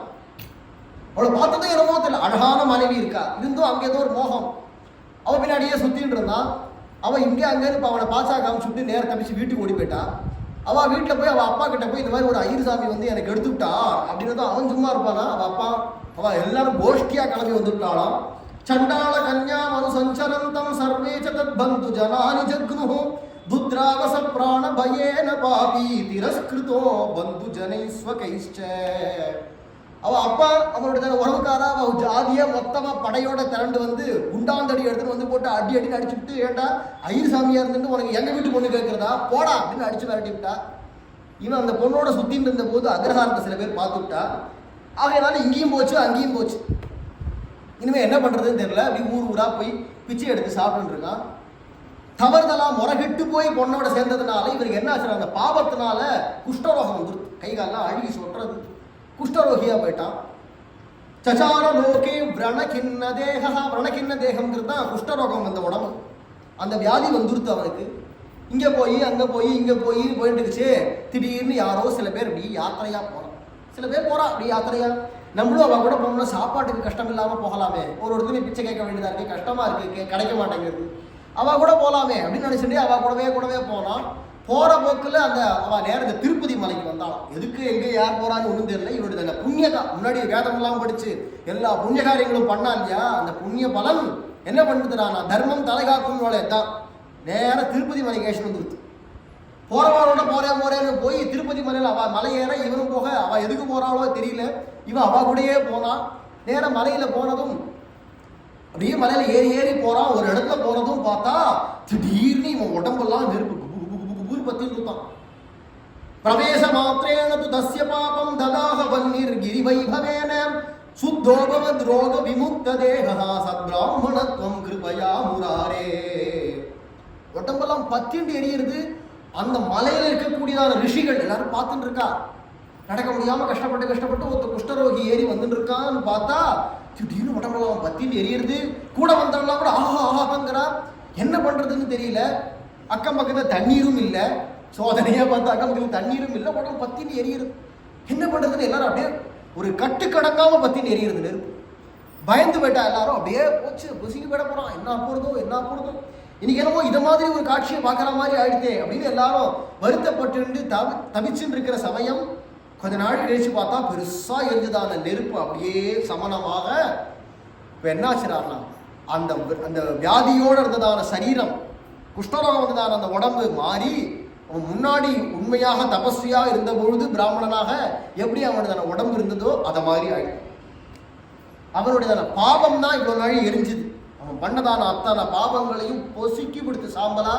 சுத்தோபவத்து ரோக விமுக்த தேகா சத் பிராமணத்துவம் கிருபையா முராரே. பிராமணனாக இருந்து எப்போ தவறுதலான பாதையில போனானோ இவன் பிராமணன் கிடையாது, கர்மசண்டாளன், பிராமணன் கிடையாது. அப்படி போனவனை கூட திருப்பியும் பழையபடி அவனுக்கு பிராமணத்துவம் வரும்படிக்கு அந்த பகவான் அந்த மலையில அப்படி அனுகிரகம் பண்ண. அது முதற்கொண்டு அந்த மலைக்கு வேங்கடாத்ரி அப்படிங்கிறதான பெயர். வேம் அப்படின்னு சொன்னோம்னா பாபங்கள், நம்ம பண்ணக்கூடியதான பாபங்கள்லாம் இருக்கே, அந்த அத்தனை பாபங்களுக்கும் சேர்த்து பாபம் அப்படிங்கிறதுக்கு ஒரு பேர் வேம் அப்படின்னு பேர். அந்த வேம் அப்படிங்கிறதான சமஸ்த பாபங்களையும் கடம்னா பொசுக்கிறது, தூளாக்குறது அப்படின்னு அர்த்தம். அப்படி இருக்கிறதுனால அதை அப்படியே பொசுக்கி சாம்பலாக்கி விடுறதுனால கடஸ்து தத்தாக இதீரியதே புதைஹி, அத்தனை பாபங்களையும் பொசுக்கி சாம்பலாக்கி விடுறதுனால நிருணாம் மகாபாப விநாசகத்வாத் அயம் கிரிர் வெங்கட நாமதேயா. ஆகையினால அந்த மலைக்கு வெங்கடாத்ரி அப்படிங்கிறதான பெயர். 7 மலைகள், ஒவ்வொன்றும் திவ்யமான மலைகள், பார்க்க ரம்யமான மலைகள், பூர்ணமா பகவத் சாநித்தியம் நிறைஞ்சு இருக்கக்கூடிய இடம். இது அத்தனையும் எதனால நடக்கிறதுனா பகவானால. இந்த மலைக்கு வந்தியானா இந்த மாதிரியான பாபங்கள்லாம் போகும். நீ ஏதோ ஒரு காரணத்தை வச்சு என்கிட்ட வாங்க, அங்கே இங்கே சுத்தாது, என்கிட்ட அவனுக்கு வேணுங்கிறது எல்லாத்தையும் நான் கொடுக்குறேன் அப்படின்னு பகவான் பிரத்யக்ஷ வரதனாக தாத்தா வதான்யா கருணாம்புராசி அப்படிங்கிறார். யார் யாருக்கு என்னென்ன அபியர்த்திதானாம் சகசா வராணாம் தாத்தா வதான்யா கருணாம்புராசி. வதான்யன் சொன்ன சொல் தவறமாட்டார் திருப்பதி பெருமாள். ஒன்று சொல்லி தரேன்னு சொல்லி நமக்கு வேண்டின்ட்டோமானா, இது வேணும்னு வேண்டின்ட்டோமானா அதை தராமல் இருக்கவே மாட்டான். நம்ம வேணா வேண்டுதலை நிறைவேற்றாம ஓபி அடிப்போமே தவிர பகவான் பண்ணவே மாட்டான். வேணும்னு கேட்டால் சரி இந்தா கொடுத்தேன்னு கொடுத்துருவான். அதுதான் அவரோட தன்மை. கேட்டதை கேட்டபடி கொடுக்கக்கூடியதான வள்ளல். வதான்யா கருணா அம்புராசிஹி, கருணை கடல். யார் யாரெல்லாம் என்னென்ன வேணும்னு கேட்கிறாளோ கேட்ட வரங்களெல்லாம் வரானாம் தாத்தா தனியும் கொடுத்துருவார். அதனால அப்படி ஒரு பகவான் இப்போ இன்னும் ரூபத்தோட வரல, மறைமுகமாகத்தான் இருந்துட்டு இப்படி அவளோட விளையாடுறதும். திடீர்னு யாருக்கோ ஒருத்தர் போய் காட்சி கொடுக்கும். திடீர்னு ஒரு பிராமண ஒருத்தன் வந்தானா கிழமை ஒரு கதை வருது, ஞாபகம் வந்தது சொல்கிறேன். வேற வந்து ஓன்னு அழுதானா திருப்பதி மலை மேலே ஏறி தனியாக உட்காந்து ஓன்னு அழுதுன்னு இருந்தானா. உடனே திருப்பதி பெருமாள் பொறுக்கலை, ஏன்டா என்கிட்ட வந்து இவன் அப்படி அழறான், என்னத்தை இழந்தா, எதுக்கியா இப்போ அழற, ஏன் அழற? பெருமாள் நேரம் வந்துட்டாரான். ஒரு பையன் முகத்தில் வந்து ஏன் அழற, ஏன் என்ன, ரொம்ப வயசாயிடுது, நடக்கவே முடியல, கை காலம் போச்சு.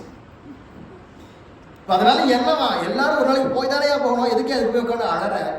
இல்லை எனக்கு இளம கிடைச்சா தேவலான்னு தோணித்துன்னு. ஐயோ உனக்கு இளம வேற வேணுமா?